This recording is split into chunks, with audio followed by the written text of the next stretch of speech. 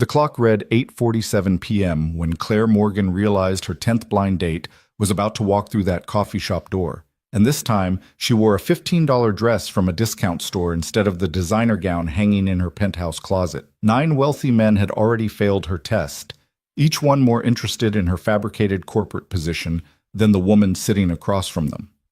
But as the door chimed and an exhausted-looking man stumbled in with apologies already forming on his lips, something shifted in the carefully constructed lie she'd been living.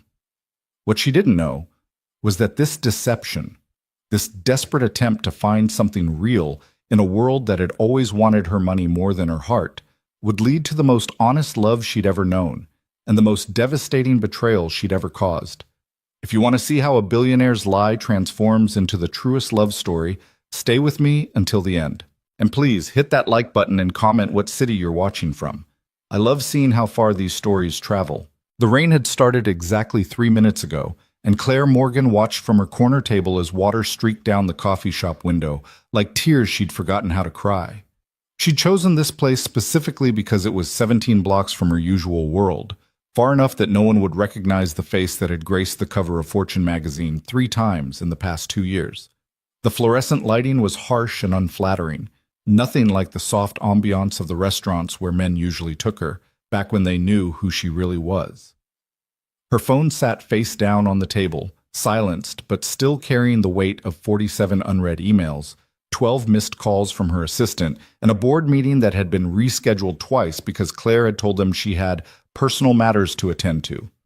That phrase had caused visible confusion among her executive team. Claire Morgan didn't have personal matters. She had quarterly earnings, hostile takeovers, and a calendar that was planned down to the minute 6 months in advance. But she didn't have this, whatever this was. The dress she wore had cost $14.99. She'd bought it from a department store in a mall she'd never visited, paying cash because even her credit card felt like a betrayal of the experiment. It was navy blue, simple, with a small stain near the hem that she'd noticed only after leaving the store. She'd almost gone back to exchange it, then realized that was exactly the point. Women who worked regular office jobs and worried about stretching paychecks to the end of the month didn't obsess over small stains. They wore them anyway and hoped no one noticed. She'd been Anna for 3 months now.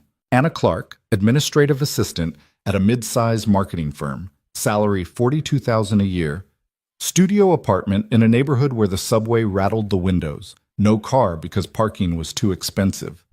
The lie had started as a simple curiosity, a profile on a dating app created during a sleepless night when the silence of her penthouse had felt more suffocating than usual. She'd told herself it was research, an experiment in human nature, a way to understand how the other half lived. But 9 dates later, she knew it was more than that. It was desperation. Date number 1 had been Marcus, a hedge fund manager who'd spent 45 minutes explaining cryptocurrency while his eyes glazed over whenever she spoke. Date 2 was Jonathan, who'd asked her to split the check and then ordered the most expensive wine on the menu. 3 through 7 blurred together, men who performed interest, who asked questions but didn't listen to answers, who saw her as an accessory to their carefully curated lives. 8 had been James, who'd seemed promising until he'd spent 20 minutes complaining about his ex-wife's alimony payments while checking his phone every 30 seconds. 9 had been Robert, who'd actually seemed nice until the end of dinner when he'd casually mentioned he was technically still married, but it's complicated. And now there was supposed to be 10. Claire glanced at her phone despite herself. 8:51 p.m. He was 21 minutes late. In her real life, being 21 minutes late to a meeting with Claire Morgan would be grounds for immediate termination or the loss of a multi-million-dollar contract. But Anna Clark probably didn't operate with those standards. Anna Clark probably gave people the benefit of the doubt, understood that traffic happened, that life was messy and didn't always conform to schedules. She should leave. She'd given him enough time, and staying made her look desperate. But something kept her in that seat, watching the rain and the door in equal measure, wondering if maybe, just maybe, this time would be different. The door chimed at 8:53. He was nothing like she'd expected. His profile picture had shown him in decent lighting, smiling at something off camera, looking put together and confident.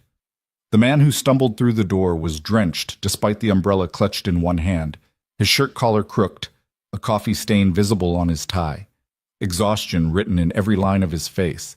He looked around the shop with something close to panic, and when his eyes found her, his expression melted into relief and mortification in equal measure. "Anna," he said, crossing to her table quickly, dripping water on the floor with each step. "God, I'm so sorry. I'm so sorry. I know I'm late. I know this is terrible. It's okay," Claire heard herself say, surprised by how much she meant it. There was something about his genuine distress that disarmed her completely. "Sit down. You look like you ran here." "I practically did." Daniel Reed collapsed into the chair across from her, setting his umbrella aside and running a hand through his wet hair. "My daughter, she's 5. Her babysitter canceled at the last minute, and I had to call my neighbor, Mrs. Chen, who's wonderful, but she's 73. And I had to wait for her to get there because I couldn't just leave Emma alone, and then traffic was insane because of the rain, and I couldn't find parking, and I know none of this is an excuse because you've been sitting here waiting, and I'm sure you're thinking this is already a disaster, and honestly, you'd be right to just walk out right now." He said it all in one breath, and when he finished, he looked at her with such genuine apology that Claire felt something crack in her chest. 9 men had been on time and perfectly prepared, had ordered wine with confidence and made smooth conversation, and she'd felt nothing. This man was a mess, apologizing for having a life that had interfered with their plans, and she was already fascinated. "Your daughter," Claire said. "Emma. Is she okay?" Daniel blinked, clearly not expecting that to be her first question. Yes, she's fine. Mrs. Chen is reading her a story right now, probably. Emma loves Mrs. Chen's stories because she does all the voices." He paused, seeming to realize what he'd just revealed. "I'm sorry, that's probably too much information for a first date. You didn't sign up to hear about my childcare struggles." "Actually," Claire said slowly, "I think that might be exactly what I signed up for." He looked at her then, really looked at her, and she saw the moment he stopped being nervous and started being curious. "You're different from your pictures," he said, then immediately flushed. "Not in a bad way. You're beautiful. I just meant, you seem more real, I guess. The photos were nice, but kind of distant. You look more alive in person." It was possibly the most awkward compliment Claire had ever received, and also the most genuine. "Thank you," she said. "You're different too. Your profile said you're an accountant?" "Assistant accountant at Whitmore and Associates," he clarified, and she caught the slight emphasis on assistant, which is a fancy way of saying I do a lot of data entry and try to catch my boss's mistakes before they become problems. It's not exciting, but it's steady. And with Emma, steady is what I need. He paused. "Your profile said you work in marketing." The lie came easily now, practiced over 9 previous dates. "Administrative work, mostly, nothing glamorous. A lot of scheduling and correspondence and making sure the office runs smoothly." All technically true about administrative assistants, even if Claire herself commanded a team of 67 executives and had a personal assistant whose sole job was managing her schedule. It pays the bills. "That's all we can ask for, right?" Daniel said, and there was no bitterness in it, just acceptance.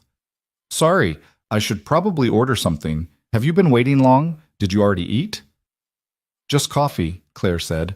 "I wasn't sure if you were still coming." "I almost didn't," he admitted, and his honesty was startling. "Not because I didn't want to meet you, but because I thought about Emma being upset that I was leaving again, and Mrs. Chen's bad hip, and how tired I am, and all the very reasonable excuses I could make. But then I thought about the fact that I haven't been on a date in 2 years, and maybe I deserve one evening to remember what it's like to talk to another adult about something other than kindergarten pickup times and grocery lists." He waved over a server and ordered coffee and a sandwich, apologizing for his appearance, making small talk that showed he was known here, that he came often enough that the server remembered he took his coffee black with 2 sugars. Claire watched him interact with ease and kindness, and thought about how many men she'd dated who treated service workers as invisible. "So," Daniel said when the server left, turning his full attention back to her, "tell me about your day. And I actually want to know. What does Anna Clark do when she's not waiting for disasters like me to show up 23 minutes late to coffee?" And there it was, the question 9 other men had never quite managed to ask with genuine interest. What did she do? Who was she when no one was watching? Claire, Anna, found herself talking, really talking. She told him about the book she was reading, a thriller she'd picked up at a used bookstore because Anna Clark couldn't afford hardcover prices. She talked about the coffee shop near her apartment where she'd become a regular, where the barista knew her order and sometimes gave her an extra shot of espresso on rough mornings. She described her walk to work through the park, the way the light hit the trees in early morning, the dog walker she saw every day who had 7 dogs of wildly different sizes. All of it was true. She did those things as Anna during the mornings when she woke up early and spent 2 hours living a different life before putting on her real clothes and becoming Claire Morgan again. They were the realest parts of her week, those stolen hours of anonymity. Daniel listened, not the performative listening of men checking their phones under the table or waiting for their turn to speak, but actual listening. He asked follow-up questions. He laughed at her story about the time all 7 dogs had tangled their leashes around a tree and their walker had ended up wrapped in the middle like a maypole. He told her about Emma's obsession with butterflies, how she insisted on wearing her butterfly wings to school every day, even over her winter coat. The other kids think it's weird, he said, and there was a father's protectiveness in his voice. But Emma doesn't care. She says butterflies are magic, and magic doesn't care what anyone thinks. I hope she keeps that confidence. I hope the world doesn't beat it out of her. It won't if you don't let it, Claire said, and meant it. You're raising her to be herself. That's more than most kids get. I'm trying, Daniel said quietly. Her mom left when she was 6 months old, just left. Decided she didn't want to be a mother after all, signed away her rights, moved to California with her boyfriend. I haven't heard from her in 4 years. He looked up at Claire with something like defiance, waiting for judgment. Most women run when I tell them that. Too much baggage, too much responsibility, too much reality for a first date. Claire thought about the men she dated in her real life, who saw her wealth as the ultimate prize, who wanted access to her connections and her lifestyle and her name. Who would have seen a single father with a young daughter as exactly what Daniel had called it? Too much baggage. I'm still sitting here, she said. Something in his expression shifted. Yeah, he said softly. You are. They talked until the coffee shop started putting chairs on tables, until the server who knew Daniel's order gave them a meaningful look that said they needed to wrap it up. They talked about terrible movies they secretly loved and childhood dreams they'd given up and the small joys that made difficult days bearable. Daniel told her about learning to braid hair from YouTube tutorials and the triumph of getting Emma to eat vegetables by telling her they were dragon food. Claire told him about her tiny apartment's broken radiator and the neighbor who played saxophone at 2 a.m. Every lie felt like a stone in her stomach, but every truth she could tell felt like breathing. When they finally stood to leave, Daniel walked her to the subway entrance, even though it was out of his way. The rain had stopped, leaving the streets gleaming and quiet. I had a really good time, he said, and she could hear the surprise in his voice as if he'd expected this to go the way his previous attempts had probably gone, awkward and forgettable. I know I was a mess showing up late and talking about my kid too much and probably breaking every first date rule in the book, but I haven't enjoyed talking to someone this much in, I can't remember how long. Me too, Claire said, and realized it was the truest thing she'd said all night. Can I see you again? Daniel asked. I know I should probably play it cool and wait a few days to text, but I'm too tired for games, and Emma taught me that when you want something, you should just ask for it directly. So, can I see you again, Anna? She should say no. She should end this now before the lie got bigger, before someone got hurt. She should go back to her penthouse and her real life and forget about this experiment that had gone too far. Yes, she said instead. I'd like that. His smile was worth every lie she'd have to tell to make it happen. They exchanged phone numbers. Hers, a burner she'd bought specifically for this purpose. His written in his own hand on a coffee shop receipt because his phone battery had died somewhere between leaving Emma and getting to the date. He hugged her goodbye. A quick, awkward embrace that smelled like rain and coffee and something warm she couldn't name. Claire watched him walk away, his shoulders straighter than they'd been when he arrived, and felt the weight of what she'd just done settle over her like a shroud. She was Claire Morgan, CEO of Morgan Industries, worth $3.7 billion, according to the last Forbes estimate. And she'd just agreed to a second date with a man who thought she made $42,000 a year and struggled to pay rent. She pulled out her real phone as she descended into the subway, the one with her assistant's increasingly frantic messages about the merger that needed her approval and the interview she'd rescheduled and the charity gala she was expected to attend on Friday. Her real life, waiting for her like it always did. But for 2 hours tonight, she'd been someone else. Someone real. Someone seen. And the man who'd seen her didn't even know her name. The subway car was nearly empty at this hour, just her and a few tired workers heading home from late shifts. Claire stared at her reflection in the dark window, seeing both versions of herself superimposed. The woman in the cheap dress who'd had the best date of her life, and the woman in designer clothes who'd built an empire by always knowing exactly who she was and what she wanted. For the first time in her adult life, she had no idea which one was real. Her phone buzzed. A text from an unknown number. Got home. Emma wanted to know if the nice lady liked butterflies. I told her I forgot to ask. Do you like butterflies, Anna? Claire smiled, typing back. I love them. Tell Emma Magic doesn't care what anyone thinks. The response came seconds later. She says you're magic then. I'm starting to think she might be right. The subway lurched forward, carrying her back to her real life, while her phone stayed warm in her hand with messages from a man who didn't know he was falling for a lie. 3 days later, they met at the park. Daniel brought Emma, who wore purple butterfly wings and regarded Claire with the serious suspicion of a 5-year-old who'd learned not to trust too easily. Claire brought a picnic, simple sandwiches and fruit she'd bought from a grocery store, not catered like every meal in her real life. Nothing fancy because Anna Clark wouldn't do fancy. You're prettier than Daddy said, Emma announced within 30 seconds of meeting her, with the brutal honesty only children possessed. He said you were nice. Are you nice? Emma, Daniel said, mortified. We talked about this. You can't just interrogate people. Yes, I can, Emma countered. Mrs. Chen says asking questions is how you learn things. Claire knelt down to Emma's level, careful not to wrinkle her jeans. Department store brand, $29, worn twice now to make them look appropriately lived in. I try to be nice, she said seriously, but you should decide for yourself if I am. That's the smart thing to do. Emma considered this, head tilted like a bird examining something new. Do you like butterflies? Very much. Did you know that butterflies can see colors that humans can't? They can see ultraviolet light. Emma's eyes went wide. Really? Really? And they taste with their feet. When they land on flowers, they can tell if the flower has the food they need just by standing on it. That's silly, Emma said, but she was smiling now. Imagine tasting pizza with your feet. It would certainly make deciding what to eat easier, Claire said, and Emma giggled. Just like that, she was in. Daniel met her eyes over his daughter's head, and the gratitude there made her feel like both the best and worst person alive. They spread out a blanket on the grass and ate sandwiches while Emma chased butterflies she couldn't quite catch.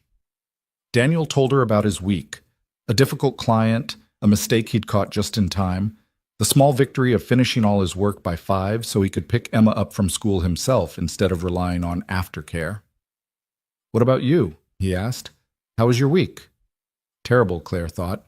She'd fired 3 executives for incompetence, approved a hostile takeover that would eliminate 200 jobs, and sat through a deposition for a lawsuit that was entirely baseless but would cost millions to fight.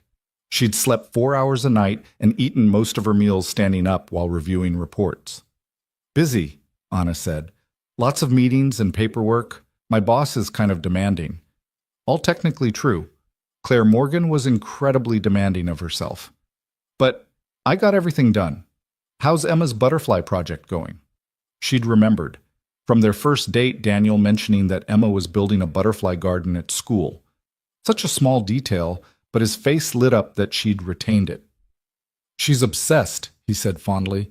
She can name 15 different species now. Her teacher says she's going to be a scientist. Or a magician, Claire suggested.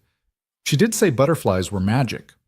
Or a magician, Daniel agreed, though the pay is probably better in science. Money isn't everything, Claire said automatically, then felt the irony of those words coming from a woman worth billions. No, Daniel said, watching Emma spin in circles with her wings spread wide. It's really not. They fell into an easy routine after that. Coffee during the week when Daniel could slip away during lunch. His hour break spent with her instead of eating at his desk. Weekend mornings at the park when Emma was with them, just the two of them for evening walks when she wasn't. Claire learned to navigate his schedule, which revolved entirely around a 5-year-old's needs: school drop-offs and pickups, dinner at 6, bedtime at 8, the precise routine that kept his small world functioning. She learned that he made breakfast for Emma every morning, elaborate pancake shapes because it was the one meal where he could make her smile before the rush of the day began. That he taught himself to cook from internet videos because takeout was too expensive and he wanted Emma to eat healthy. That he hadn't bought new clothes for himself in 2 years because everything extra went to Emma's needs. New shoes when she outgrew them, birthday parties for her friends, the butterfly encyclopedia she'd begged for. "I want her to have more than I did," he told Claire one evening as they walked along the river, Emma asleep at home with Mrs. Chen babysitting. "I grew up poor. Not struggling, not making ends meet poor. Real poverty. Going to bed hungry poor. I swore when I had kids they'd never know that feeling. Emma might not have the fanciest toys or wear designer clothes, but she has food and a warm home and someone who shows up for her every single day. That's more than I had." Claire thought about her own childhood, boarding schools and trust funds, nannies who changed every 6 months because her parents couldn't be bothered to provide consistency, winters in Aspen and summers in the Hamptons while she ate meals alone or with whichever staff member had drawn the short straw. She'd had everything money could buy and nothing money couldn't. "You're a good father," she said, and meant it more than almost anything she'd ever said. "I'm a tired father," Daniel corrected with a slight smile. "But I'm trying." 6 weeks into their relationship, he kissed her for the first time. They were sitting on a bench watching Emma play on the swings, and he just turned to her and said, "I really want to kiss you right now, but Emma's watching and I don't want her to see unless you're okay with it, because that'll make it real to her, and I need to know if this is real to you too." Claire looked at this man who asked permission, who thought about his daughter's emotional well-being before his own desires, who'd been nothing but honest from the moment he stumbled into that coffee shop, soaking wet and apologizing. "It's real," she lied, and kissed him. Emma cheered from the swings. "Daddy's got a girlfriend! Daddy's got a girlfriend!" Daniel laughed against Claire's mouth, and she felt something in her chest that she was terrified to name, but couldn't deny. This was supposed to be an experiment, a way to see how normal people dated, to understand life outside her bubble of wealth and power. It wasn't supposed to feel like this. It wasn't supposed to feel like home. That night, alone in her penthouse, Claire stood at the floor-to-ceiling windows looking out at the city she owned pieces of, and made a decision. She would tell him, soon. She'd find the right moment and the right words, and she'd tell him the truth about who she was. Maybe he'd understand. Maybe he'd see past the money to the person underneath, the person who just wanted something real. Maybe he'd forgive her. Her phone rang. Her real phone, not the burner. Her assistant calling about tomorrow's board meeting. Claire answered it, stepping back into her other life with practiced ease, and told herself she'd tell Daniel the truth soon. Just not yet. 2 months became 3, then 4. And the lie grew roots deeper than Claire had ever intended. She found herself living 2 completely separate lives with a precision that would have impressed her executive team if they'd known about it. Mornings were Claire Morgan, power suits and boardrooms, decisions that moved millions of dollars, conference calls with Tokyo and London before most people finished their first coffee. But evenings and weekends belonged to Anna Clark, who met Daniel after work wearing clothes that cost less than her daily coffee budget in her real life, who helped Emma with homework at Daniel's small kitchen table, who learned to make box mac and cheese because it was Emma's favorite. The apartment Daniel lived in was a 1-bedroom in a neighborhood Claire had never visited before she became Anna. He'd given Emma the bedroom and slept on a pull-out couch in the living room, surrounded by his daughter's artwork taped to walls that needed repainting. The building had thin walls that carried every sound from neighboring units, a radiator that clanked at odd hours, and a landlord who took weeks to fix anything. But Daniel kept it spotless, and Emma had decorated every surface with drawings of butterflies and families that always included 3 people now: a tall figure, a small figure with wings, and a new figure with long hair that Emma had labeled Anna in careful kindergarten letters. Claire had stood in front of that drawing for a full minute the first time she saw it, feeling something crack and reform inside her chest. Emma had drawn her into their family without hesitation, without knowing anything about bank accounts or corporate empires, just knowing that Anna made her daddy smile and brought her butterfly books and listened when she talked about her day. "She really likes you," Daniel had said quietly, coming to stand beside Claire. "I want you to know that I wouldn't have introduced you two if I didn't think this was serious. Emma's already lost one mother. I won't let her get attached to someone who's going to leave." "I'm not going anywhere," Claire had promised, and watched Emma add more details to the drawing. A sun with a smiling face, flowers, a butterfly the size of a person's head. The lie had tasted like ash in her mouth even as she said it. Now, standing in Daniel's kitchen while he cooked dinner and Emma did homework at the table, Claire felt the weight of that promise like a physical thing. She'd canceled a gala tonight, told her assistant she had food poisoning, and let her publicist handle the questions about why Claire Morgan hadn't appeared at an event she'd been scheduled to attend for 6 months. It was the 4th event she'd missed in as many weeks, and people were starting to notice. "Anna, how do you spell chrysalis?" Emma called from the table, pencil poised over her science worksheet. Claire spelled it out, letter by letter, watching Emma's tongue stick out in concentration as she wrote. She'd learned that Emma did that when she was really focused, just like Daniel did when he was working through a difficult problem. Father and daughter, mirror images in their mannerisms. "What's a chrysalis again?" Emma asked, even though they'd gone over this 3 times already. "It's the shell a caterpillar makes when it's transforming into a butterfly," Claire explained, pulling vegetables from the refrigerator for Daniel. She'd learned where everything was in this kitchen, had memorized which cabinet held the plates and which drawer had the silverware. The caterpillar goes inside and completely changes. When it comes out, it's something totally new. "But it's still the same butterfly," Emma said seriously. "Right? It didn't become a different bug. It was always going to be a butterfly. It just had to change to show everyone."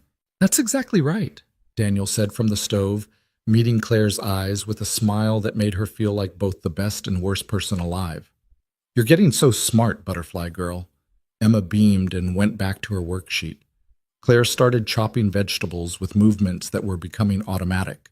She'd learned to cook in Daniel's kitchen, actually cook, not just oversee a private chef or order from restaurants with Michelin stars. There was something meditative about the repetitive motion of the knife, the simple alchemy of transforming raw ingredients into something that would feed people she cared about. "I got a call from my boss today," Daniel said casually, but Claire heard the tension underneath. "Whitmore wants me to work late tomorrow. There's a big client presentation and they need all the numbers triple-checked." "How late?" Claire asked, already knowing what was coming. 7? Maybe 8? I hate asking, but is there any way you could pick Emma up from school? "Mrs. Chen has her book club tomorrow, and I don't have anyone else I trust." He said it like it cost him something, this asking for help. Claire had learned that Daniel hated owing anyone anything, hated the vulnerability of needing assistance. "Of course," she said immediately, then realized what she'd just agreed to. Tomorrow she had a merger meeting at 4 that she absolutely could not miss. 3 months of negotiations coming to a head, 2 companies worth a combined $800 million waiting for Claire Morgan's final decision. "What time does school get out?" 3:15. "I know it's the middle of your workday. I'm sorry. I can try to find someone else." "No," Claire said firmly. "I'll be there. I'll just leave work early." She'd have to. There was no way around it. She'd figure something out, move the meeting or send her second-in-command or fake another illness. The lies were getting easier, which scared her more than anything. Daniel's relief was visible. "Thank you, really. Emma's going to be so excited. She's been wanting you to meet her teacher." That night, after dinner and dishes and helping Emma with the rest of her homework, after Daniel read his daughter a bedtime story and kissed her goodnight, he and Claire sat on his worn couch with cups of tea that had gone cold while they talked.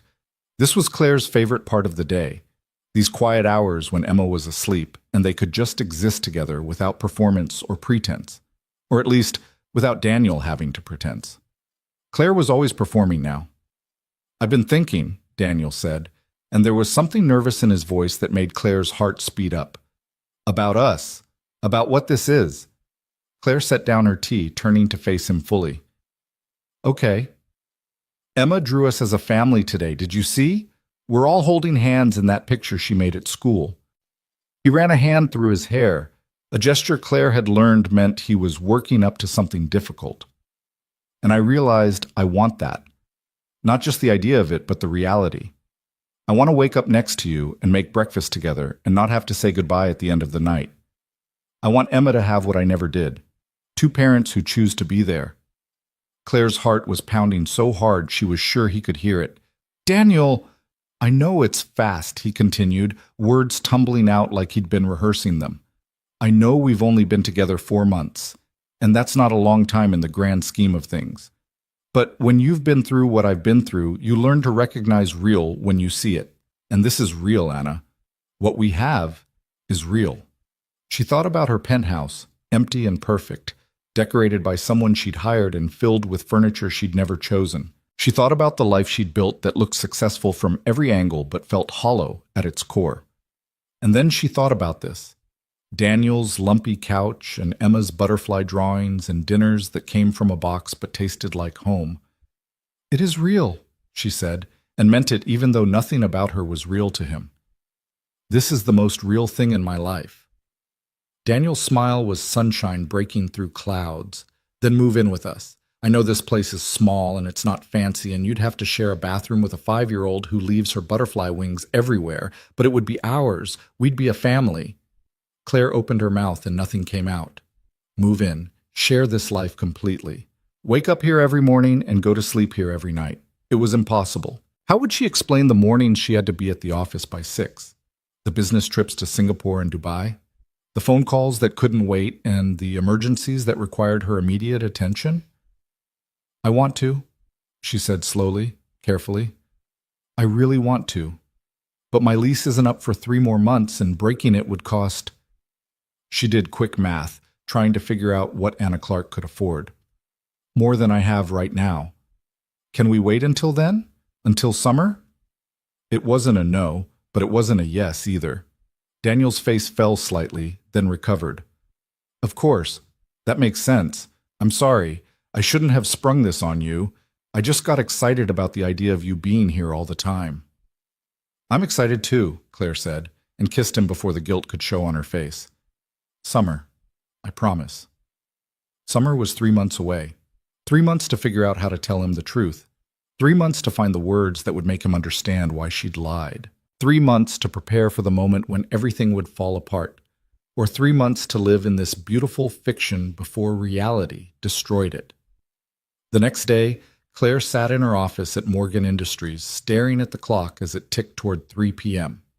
The merger meeting was in full swing in the conference room down the hall, her entire executive team waiting for her to walk in and make the final call that would determine whether they proceeded with the acquisition.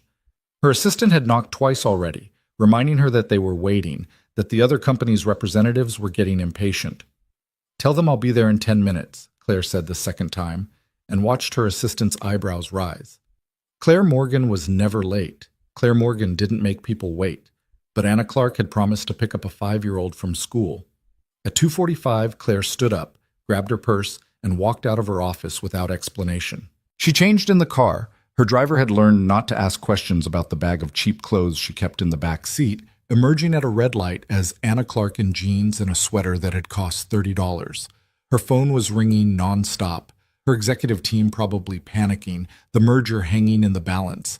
She turned the phone off and told her driver to take her to Emma's school. The other parents were already gathering when Claire arrived, a cluster of mothers and a few fathers talking in small groups while they waited for the doors to open. Claire recognized the dynamic immediately, the tight social hierarchies, the way certain parents gravitated toward others of similar status, the subtle competition over whose child was more advanced or better behaved. It wasn't so different from the social dynamics of her charity galas, just with different stakes. You must be Anna, a woman said, approaching with a smile that was friendly but assessing. Emma hasn't stopped talking about you. I'm Madison, Tyler's mom. Our kids are in the same class. Nice to meet you, Claire said, shaking her hand and recognizing the designer bag on Madison's shoulder, even if the clothes were deliberately casual. Money trying to blend in with less money, the eternal dance of parents who wanted their children to seem normal while ensuring they had every advantage. Daniel mentioned he was seeing someone, Madison continued. It's good for Emma. She needs a mother figure. That situation with her biological mother was just tragic. Claire bristled at the assumption, at the casual way Madison discussed Daniel's private life. Emma has a father who loves her. That's what she needs. Of course, Madison backtracked quickly. I just meant it's nice that she has you too. Are you picking her up regularly now? The doors opened before Claire had to answer, and children poured out like a flood. Backpacks bigger than their small bodies, voices raised in that particular pitch of freedom that came with the school day ending. Emma spotted Claire immediately, and her face lit up like someone had plugged her into a power source. Anna! She ran full speed, butterfly wings streaming behind her because of course she was wearing them, and crashed into Claire's legs with enough force to nearly knock her over. You came! Daddy said you were coming, but I didn't know if you really would. Claire knelt down, steadying Emma and straightening her wings. I promised, didn't I? And when I promise something, I keep it. Even when everything else is a lie, she thought, but didn't say. Emma grabbed her hand and pulled her toward a woman standing by the door, clearly a teacher waiting to make sure all her students found their appropriate adults. Miss Roberts, this is Anna. She's my daddy's girlfriend, and she knows everything about butterflies, and she's going to live with us. Emma? Claire said gently, but the teacher was already smiling. You must be the butterfly expert, Miss Roberts said. Emma tells me you taught her about ultraviolet light. That's actually more advanced than our curriculum covers. Do you work in science? Just an enthusiast, Claire said smoothly. Emma's the real expert. She's taught me as much as I've taught her. Emma beamed at this, clearly proud.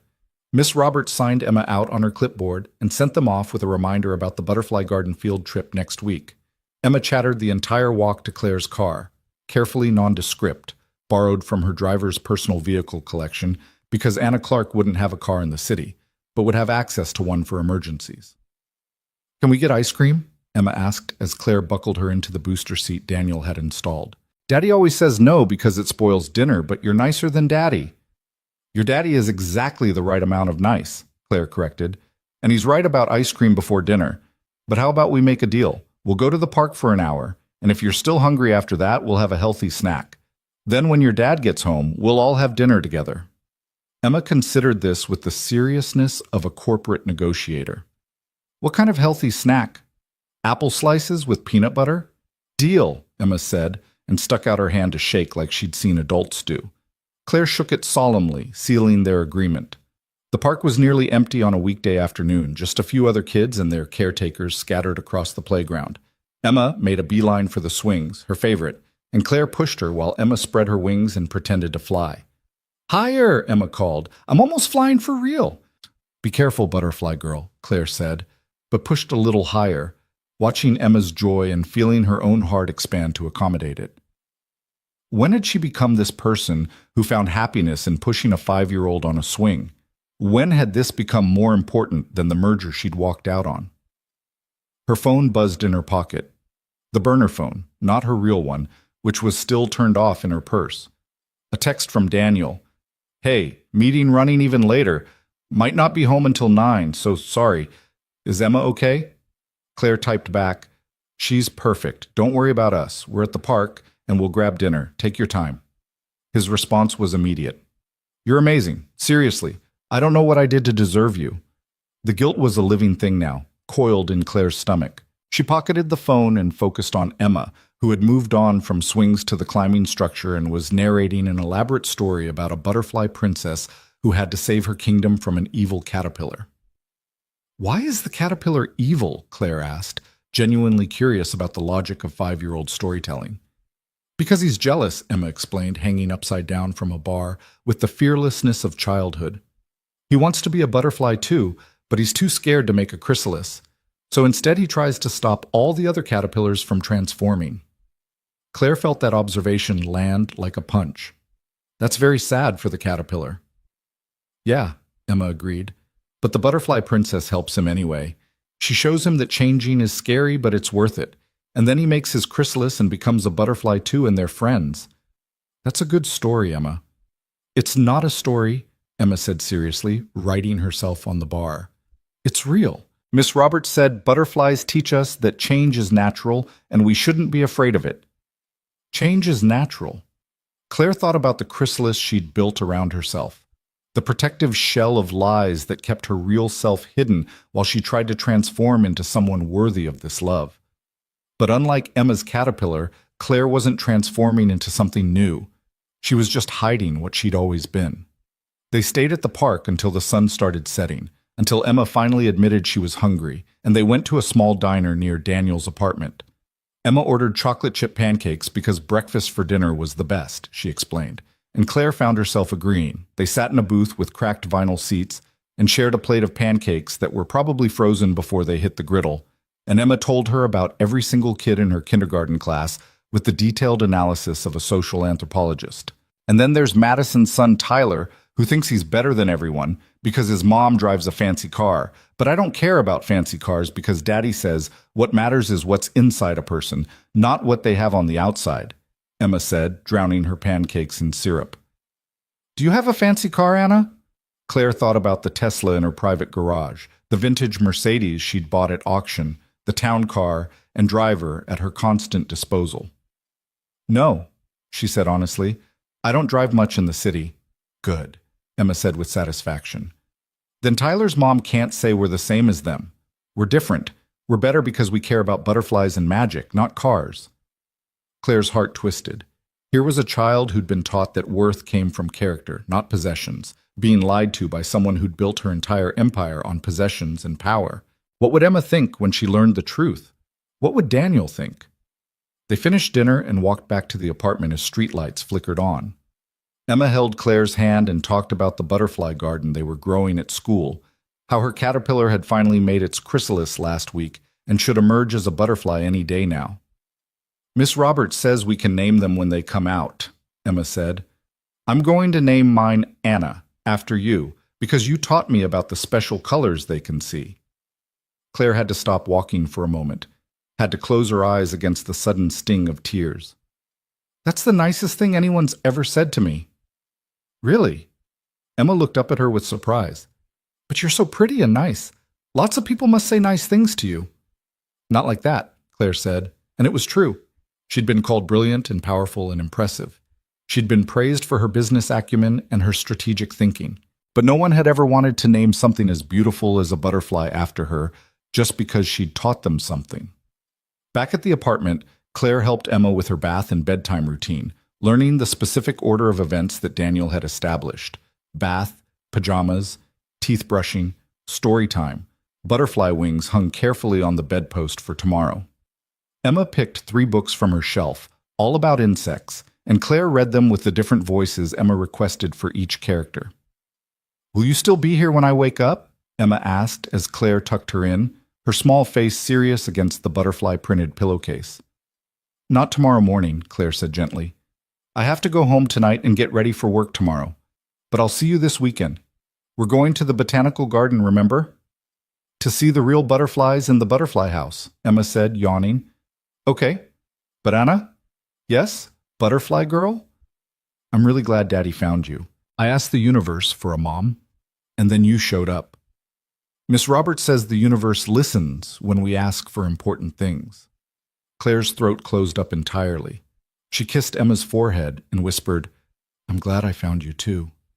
She stayed until Emma fell asleep, watching the little girl's breathing even out, her hand clutching a stuffed butterfly. Then she went to the living room and sat on Daniel's couch in the dark, waiting for him to come home, wondering how much longer she could keep doing this. Daniel arrived at 9:47, exhausted and apologetic. I'm so sorry. The presentation ran long, and then Whitmore wanted to discuss every single number, and I couldn't just leave. He stopped when he saw her expression. What's wrong? Did something happen with Emma? Emma's perfect, Claire said. She told me she asked the universe for a mom, and I showed up. Daniel sat down beside her heavily. She told you that? God, Anna, I'm sorry.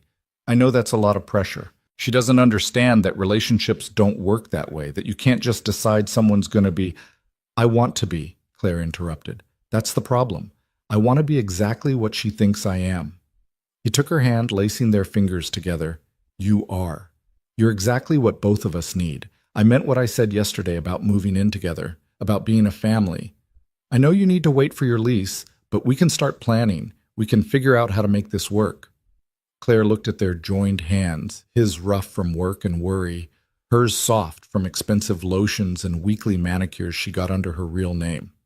"What if there are things about me you don't know? Things that would change how you feel?" "Like what?" Daniel asked, and he sounded genuinely curious, not defensive. "Anna, I know the important things. I know you're kind and patient. I know Emma loves you and you love her back. I know you show up when you say you will. I know you make me laugh and you listen when I talk, and you don't judge me for living in a one-bedroom apartment and sleeping on a couch. What else is there that matters more than that?" "Everything," Claire thought. "Your girlfriend is a billionaire who's been lying to you for 5 months. Your daughter's butterfly savior owns the building you live in and probably the company you work for. The woman you want to build a life with doesn't exist." "Nothing," she said instead. "You're right. Those are the important things." He kissed her then, slow and sweet, and Claire kissed him back and hated herself and loved him and didn't know how to reconcile the two feelings existing in the same space. When she finally left that night, promising to call him tomorrow, Claire sat in the back of her car while her driver navigated back to her real neighborhood. She pulled out her real phone and turned it back on, watching it explode with notifications. 47 missed calls, 62 emails, 3 voicemails from her assistant, each one more frantic than the last. The merger meeting had fallen apart without her. The other company was threatening to walk. Her board was demanding an explanation.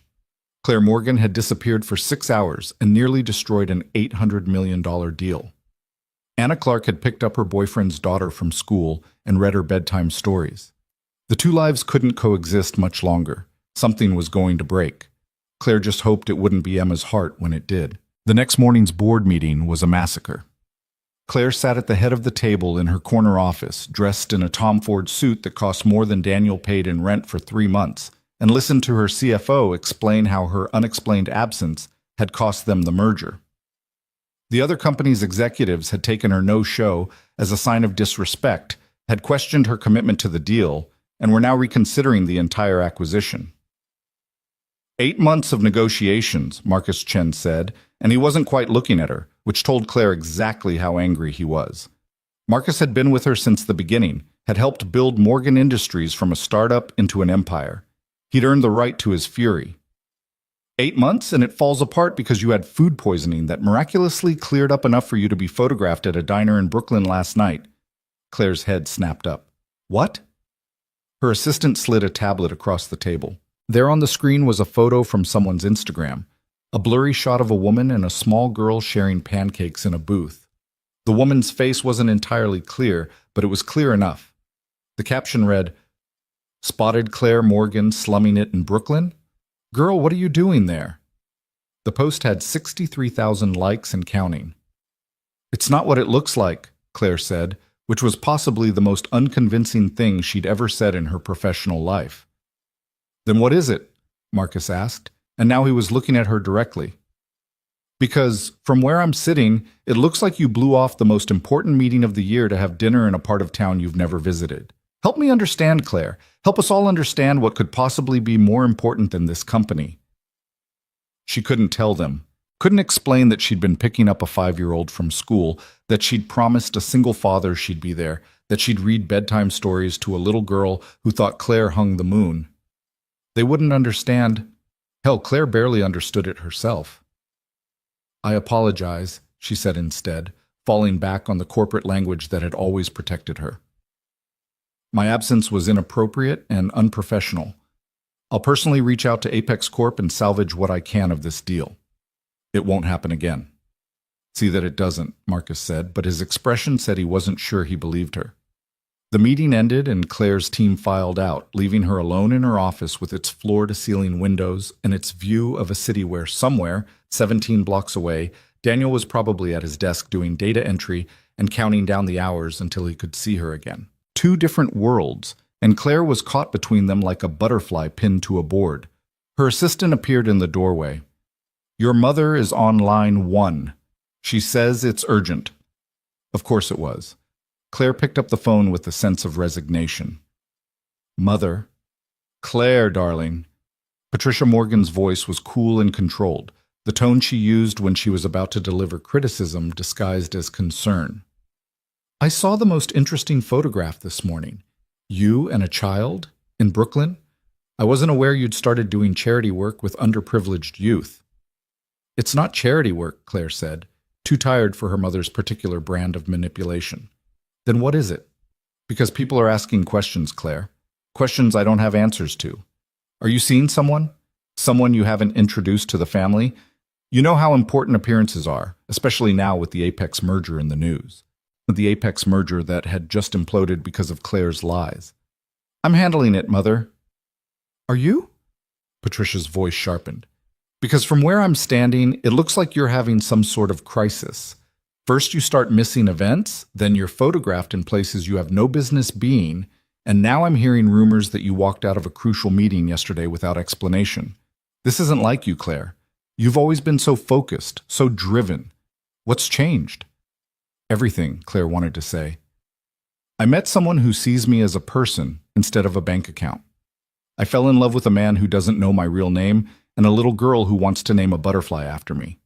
I've been living a lie, and it's the most honest I've ever felt." "Nothing's changed," she said instead. "I'm fine. I'll call you later." She hung up before her mother could respond and sat in silence, looking at her reflection in the darkened screen of her computer. Claire Morgan, CEO, billionaire, woman who had everything except the one thing that mattered. Her real phone buzzed with a text from Daniel. "Thank you again for yesterday. Emma hasn't stopped talking about the pancakes and the park and how you did all the voices in the butterfly books. She asked if you could pick her up every day. I told her you have to work like everyone else, but maybe sometimes. Hope that's okay?" Claire typed back, "More than okay. I love spending time with her, with both of you." It was true. It was also unsustainable. The weekend came and Claire took Daniel and Emma to the botanical garden as promised, watching Emma's face light up when they entered the butterfly conservatory.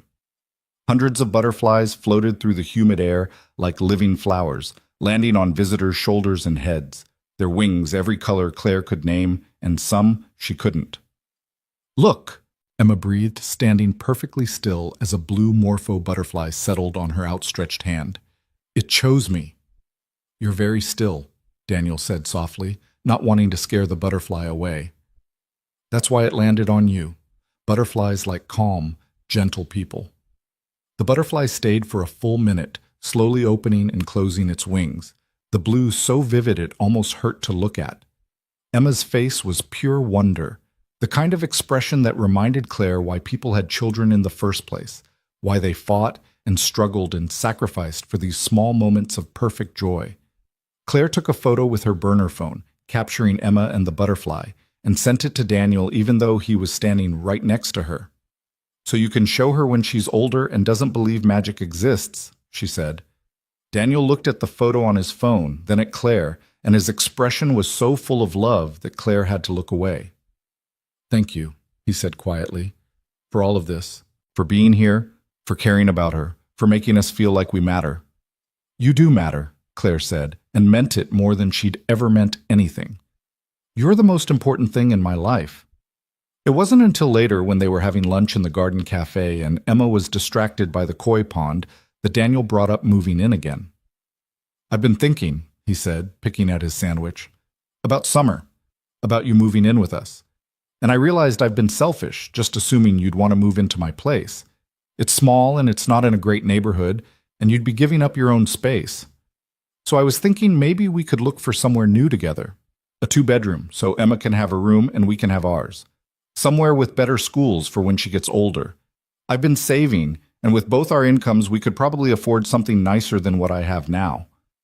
Claire's stomach dropped. Both their incomes. He'd been budgeting based on what he thought she made as an administrative assistant. He'd probably been looking at apartments in neighborhoods he could afford, planning a future based on a salary that was a rounding error in Claire's actual wealth. "Daniel," she started but didn't know how to finish. "I know it's a lot to think about," he continued, taking her silence as hesitation. "And I don't want to pressure you, but I've been looking at some places online just to get an idea of what's out there, and I found this great 2-bedroom in Queens. It's near a good school, and there's a park 2 blocks away, and the rent is only $1,800 a month. That would be $900 each, which I know is more than you're probably paying now for your studio, but we'd have so much more space and Emma would have a real yard to play in. $900 a month. Claire spent more than that on shoes. She owned apartment buildings where the penthouse units went for $20,000 a month. And here was Daniel, proud and excited about finding a place for $1,800, planning a life where $900 was a significant financial commitment. That sounds perfect, Claire heard herself say, because what else could she say? Let's look at it. Daniel's smile was sunshine breaking through clouds. Really? You mean it? I know it's not fancy or anything, but it would be ours. Our home. Our family. Our family, Claire repeated, and watched Emma chase a butterfly that had wandered over from the conservatory, and tried not to think about what would happen when Daniel learned that his girlfriend could buy the entire apartment building he was so excited about without even checking her bank balance. That night, alone in her penthouse, Claire made a decision. She would tell him. This weekend, she'd take Daniel somewhere private and tell him everything. She'd explain why she'd lied, make him understand that the feelings were real, even if the circumstances weren't. She'd offer to help him and Emma to set up trust funds and pay for private schools and give them the kind of security they'd never had. He'd be angry at first, but he'd understand. He had to understand. The plan lasted exactly 3 days. On Wednesday morning, Claire's assistant informed her that she had an unexpected visitor. He says his name is Daniel Reed and that it's important. He doesn't have an appointment, but he seems quite insistent about seeing you. The world tilted sideways. What? Should I send him away? I can call security if... No, Claire said quickly, her mind racing. Give me 5 minutes, then send him up. She had 5 minutes to figure out how to explain this. 5 minutes to come up with a reason why Daniel Reed, assistant accountant at Whitmore and Associates, was visiting the executive office of Morgan Industries. 5 minutes to prepare for the moment when her two worlds collided. She didn't even get that. The door to her office opened and Daniel walked in, but he wasn't alone. He was with Richard Whitmore himself, the senior partner at the accounting firm, and 2 other men Claire recognized as Whitmore's associates. They were all carrying briefcases and wearing the careful, professional expressions of people about to conduct serious business. Ms. Morgan, Whitmore said with a smile, thank you for seeing us on such short notice. I know you're incredibly busy, but we've been working on the preliminary audit for the Apex merger and wanted to present our findings in person. I brought my best team, including Daniel here, who's done the majority of the number crunching on this project. Claire couldn't speak, couldn't move, could only stare at Daniel, who was staring back at her with an expression of such complete confusion that it would have been funny if her entire world wasn't actively imploding. I'm sorry, Daniel said slowly, looking between Claire and Whitmore. You're Claire Morgan? As in the CEO, Claire Morgan? You two know each other? Whitmore asked, surprised. I didn't realize... We don't, Claire said quickly. At the same time, Daniel said, We're dating. Silence fell like a guillotine blade. Whitmore looked between them with dawning understanding and obvious discomfort. I see. Well, this is unexpected. Perhaps we should reschedule this meeting for a time when... No, Daniel said, and his voice had gone very flat. No, I think we should have this meeting right now. I'd like to present my findings to Miss Morgan personally. The way he said her name felt like a slap. Claire gestured to the conference table on the far side of her office, the one she used for small meetings, and watched as the Whitmore team set up their presentation. Daniel moved like he was on autopilot, arranging papers with mechanical precision, not looking at her. The presentation was thorough and professional. Daniel had done excellent work, catching several potential issues with the Apex merger that Claire's own team had missed. Under any other circumstances, she would have been impressed, would have made a note to poach him from Whitmore and offer him a position with much better pay and benefits. Under these circumstances, she could barely focus on the numbers because she couldn't stop watching Daniel's face, the way his jaw was tight, the way his hands shook slightly as he pointed out line items on the spreadsheet, the way he was looking at everything in the room except her. The meeting lasted 45 minutes. Whitmore and his associates asked questions, Claire gave answers. Business was conducted with the smooth efficiency of people who did this every day. Only Daniel was silent after his initial presentation, standing against the wall with his arms crossed, watching Claire with an expression she couldn't read. When it was finally over, and Whitmore was shaking her hand and promising to send the full audit report by end of week, Claire said, "Mr. Reed, could you stay for a moment? I have some follow-up questions about the data analysis." Whitmore looked surprised, but nodded. "Of course. Daniel, I'll meet you in the car downstairs." He left with his team, and then it was just Claire and Daniel in her office, with its view of the city and its furniture that cost more than Daniel made in a year. The door closed, and Daniel exploded. "What the hell is this? What the hell is any of this? You're Claire Morgan? The Claire Morgan? Worth what, $3 billion? 4? And you've been pretending to be a broke office worker? You've been coming to my apartment and eating box mac and cheese and letting me plan a future where we split $900 rent, and you're—" He gestured wildly at the office, at her, at everything. "You're this?" "I can explain," Claire started, but Daniel cut her off with a bitter laugh. "Explain? Explain what? How you've been lying to me for 5 months? How you've been playing some kind of game, slumming it with the poor people for fun? Was this entertaining for you? Was I entertaining? Was Emma?" "No," Claire said desperately, moving toward him. "Daniel, no. It wasn't like that. I never meant—" "You never meant what? To lie?" "Because that's what you did. Every single day we were together, you were lying. Every time you came to my apartment and acted like $1,800 for rent was reasonable, you were lying. Every time you let me worry about money or talk about my struggles, you were lying." His voice broke on the last word. "I told you about Emma's mother leaving. I told you about growing up poor. I told you things I've never told anyone because I thought you understood. I thought we were the same."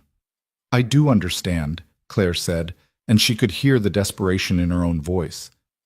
"Everything I felt, everything we shared, that was real. The person you fell in love with, that was me. That wasn't you," Daniel interrupted, and now his voice was cold. "That was Anna Clark, who doesn't exist. I don't know who you are at all." He looked around the office again, really seeing it this time.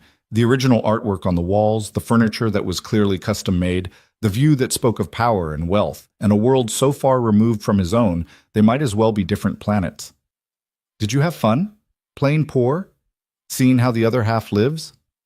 "It wasn't like that," Claire said again, but even she could hear how weak it sounded. "I was trying to find something real. Everyone I met only wanted me for my money, and I just wanted to know what it would be like if someone could see me, just me, without all of this." She gestured at the office, at herself, at the lie she'd been living. "So you lied to me instead," Daniel said flatly. "You made me believe you were someone you weren't. You came into my life, into my daughter's life, and built a relationship on complete fabrication. Do you have any idea what you've done? Emma loves you. She drew you into our family. She wants to name her butterfly after you, and now I have to go home and explain to a 5-year-old that the woman she thought was going to be her mother was lying about everything." The mention of Emma broke something in Claire. "Please," she said, and she didn't care that she was begging, didn't care that tears were streaming down her face. "Please, I love her. I love both of you. That was never a lie. Everything I felt was real." "How can I believe anything you say?" Daniel asked, and he sounded tired now, defeated. "How can I trust a single word out of your mouth when everything has been a lie? You're not Anna Clark, you're Claire Morgan, billionaire CEO who owns this building and probably the one I live in and maybe even the company I work for. You could buy and sell my entire life without even noticing the cost. We were never equals. We were never even in the same universe." "We were," Claire insisted. "When we were together, when it was just us, that was real. I wasn't Claire Morgan then. I was just a woman who what? Who felt sorry for the poor single dad? Who wanted to see what poverty was like up close?" Daniel shook his head. "You know what the worst part is? I was falling in love with you. Real, actual love, the kind where I was planning a future and thinking about proposals and imagining growing old together. I introduced you to my daughter. I let you into our lives, and you were lying the entire time." "I wanted to tell you," Claire said desperately. "I was going to tell you. This weekend, I was planning to explain everything." "When?" Daniel demanded. "After we moved in together in the apartment I've been saving for. After I introduced you to Emma's grandparents? After we got married? When exactly were you planning to mention that you're a billionaire? Claire didn't have an answer for that because she didn't know. She'd kept putting it off, kept telling herself next week, next month, later when the time was right. But the time was never going to be right because there was no good way to tell someone you'd been lying about your entire existence. "I'm sorry," she whispered. "I'm so sorry, Daniel. I never meant to hurt you. I never meant for any of this to happen." "But it did happen," Daniel said, and he was already moving toward the door. "It did. And now I have to figure out how to explain to my daughter that the woman she loves doesn't really exist." He paused with his hand on the doorknob, turned back to look at Claire one more time. "You know what Emma asked me last night? She asked if we could call you Mom instead of Anna. She said she knows you're not her real mom, but you feel like one, and would it be okay to call you that? And I told her we'd talk to you about it together, that it was a big step and we should all decide together." Claire felt something break inside her chest, something fundamental and irreparable. "Daniel, don't," he said sharply. "Don't call me. Don't text. Don't show up at my apartment or Emma's school or anywhere near us. We're done. Whatever this was, it's over. I won't let you hurt my daughter any more than you already have. I won't let you hurt either of us." "Please," Claire said one more time, but Daniel was already gone, the door closing behind him with a soft click that sounded like the end of the world. Claire stood in her office, in her designer suit and her expensive shoes, surrounded by all the trappings of her success, and felt more alone than she'd ever felt in her life. She'd gambled everything on a lie and lost the only thing that mattered. Her assistant's voice came through the intercom. "Miss Morgan, you have the Robertson call in 5 minutes." Business, life, the world that kept turning no matter what personal catastrophes occurred. Claire wiped her tears, straightened her jacket, and became Claire Morgan again. Because that's who she was, who she'd always been. Anna Clark had been the lie, the fantasy, the woman who got to be loved for herself instead of her fortune, and now even that was gone. That night, Claire went through the motions of living. She answered emails and took calls and reviewed reports. She ate dinner that her chef had prepared and she couldn't taste. She stood at her floor-to-ceiling windows looking out at the city and thought about a small apartment 17 blocks away where a man was probably explaining to his 5-year-old daughter that sometimes people lie, that sometimes the people you love turn out to be strangers. Her phone buzzed, her real phone. Not the burner that would never receive another text from Daniel. A message from her mother. "I heard about what happened with the Whitmore audit presentation. People are talking, Claire. This is going to be a scandal. You need to get ahead of it. Call me." A scandal. That's what her relationship with Daniel would become in her world. Not a love story, not a tragedy, but a scandal to be managed.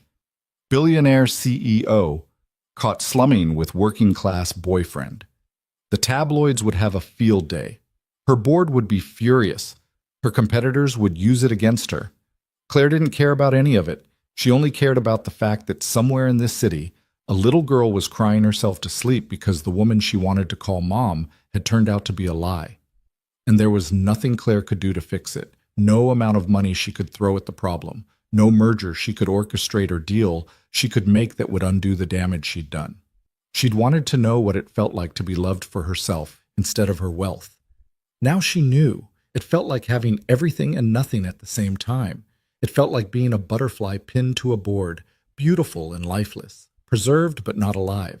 It felt like learning too late that some transformations can't be undone, and some lies destroy the very thing you were trying to protect. 3 days passed like years. Claire functioned on autopilot, conducting meetings and making decisions while feeling like she was watching someone else live her life. The scandal her mother had predicted never materialized because Daniel hadn't told anyone. He'd simply disappeared from her world as completely as if he'd never existed, taking Emma and their shared dreams with him. Except he had existed, and Claire couldn't stop thinking about him. About them. About the way Emma's face had looked when that blue morpho butterfly landed on her hand.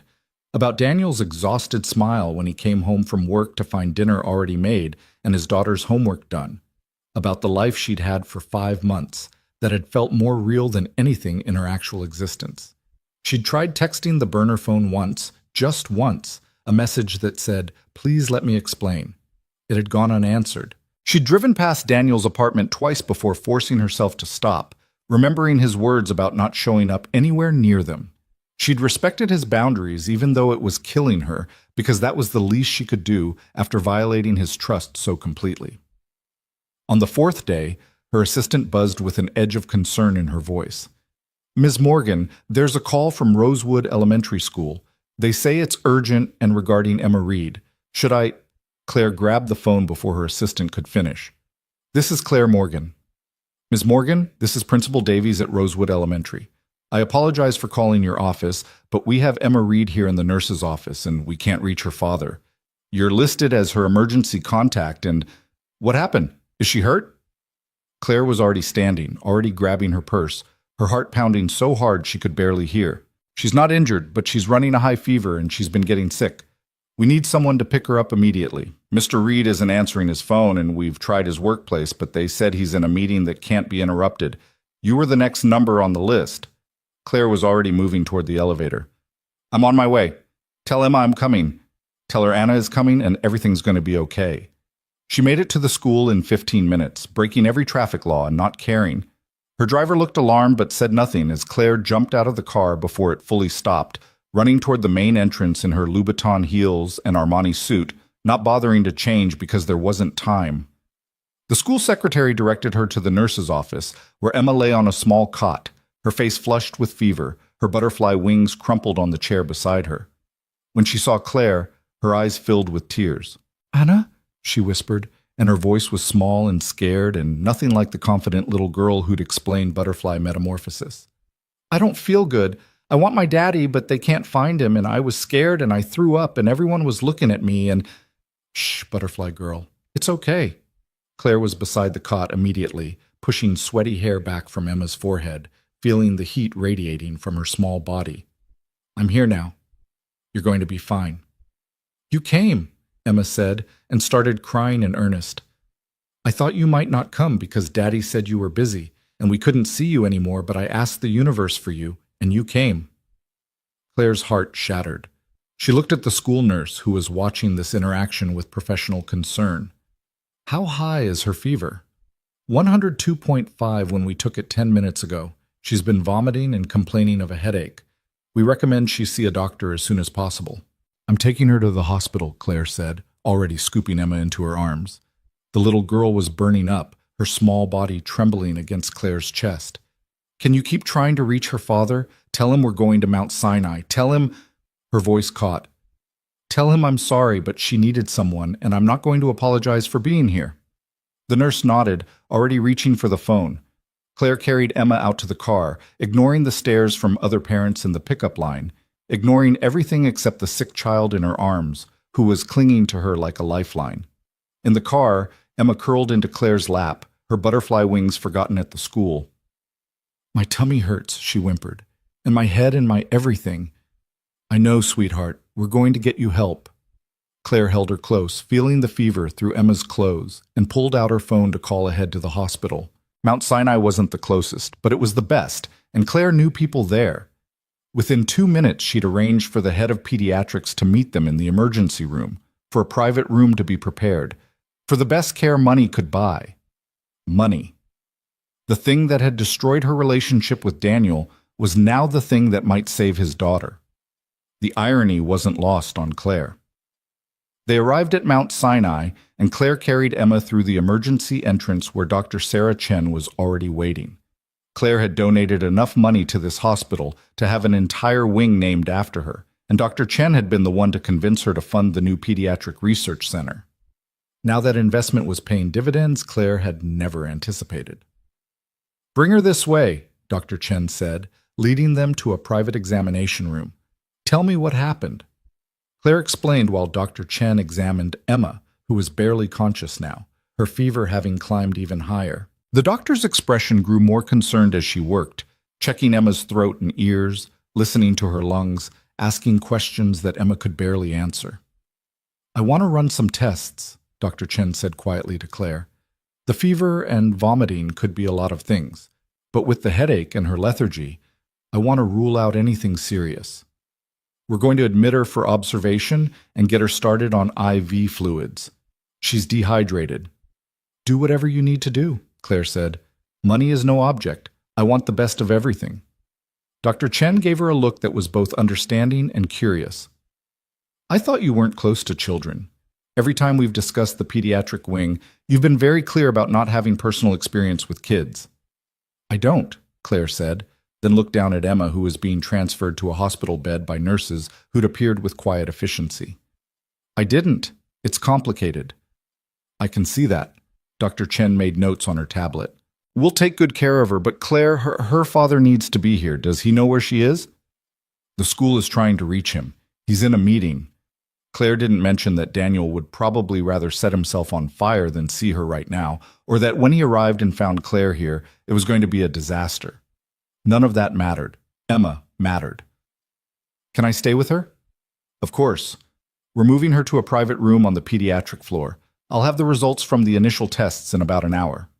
Emma was transported upstairs, and Claire followed, still in her business clothes, still wearing shoes that cost more than most people's monthly salary, feeling completely out of place in a children's hospital ward, decorated with colorful murals and cheerful music. A nurse got Emma settled and started an IV while Claire stood by helplessly, wishing she could do something useful. Anna? Emma's voice was barely a whisper. Don't leave. I'm not going anywhere, butterfly girl. Claire pulled a chair close to the bed and took Emma's small hand in hers. I promise. Emma's eyes drifted closed, her breathing evening out as the fluids started working and her body relaxed into exhausted sleep. Claire sat there watching her, this child who wasn't hers but felt like hers, and understood with perfect clarity that she would do anything to protect her, anything at all. Her phone buzzed, her assistant, asking about the afternoon meetings Claire was missing. Claire typed back a brief message. Cancel everything for today. Family emergency.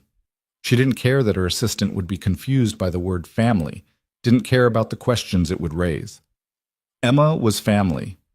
Maybe not by blood or law, but by choice, by love, by the simple fact that when this child needed her, Claire had come running without hesitation. An hour later, Dr. Chen returned with test results and a more relieved expression. It's influenza. A bad strain, but nothing life-threatening. We'll keep her overnight for observation and IV fluids, make sure the fever comes down, and she can keep liquids down. She should be able to go home tomorrow if everything progresses normally.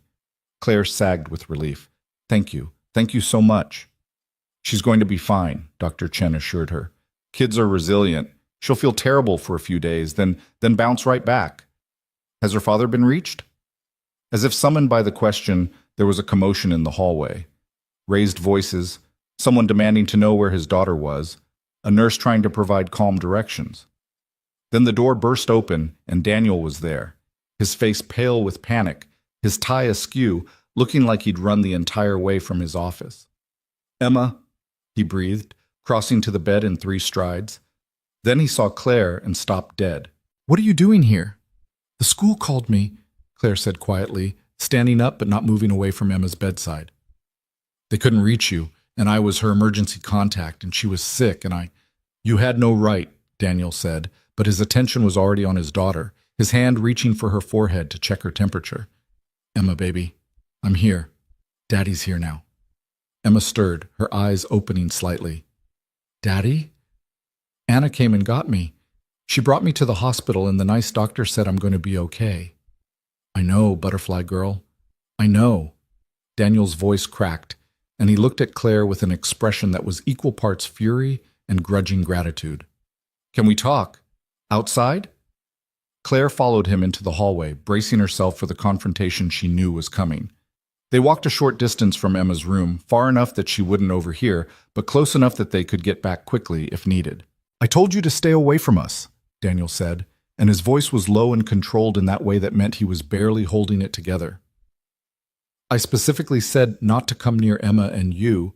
She was sick and alone and scared, Claire interrupted. The school couldn't reach you, Daniel.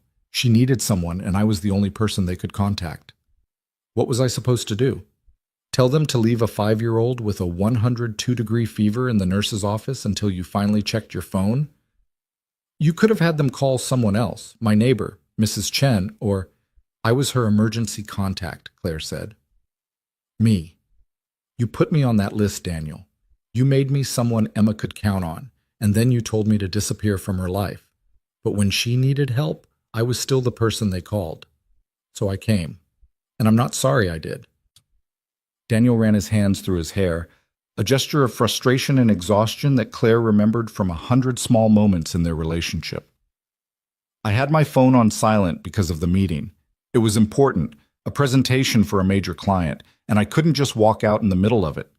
By the time I saw the messages, you'd already picked her up and brought her here, and he gestured at the hospital around them. Mount Sinai, the private room, the head of pediatrics. How much is this costing, Claire?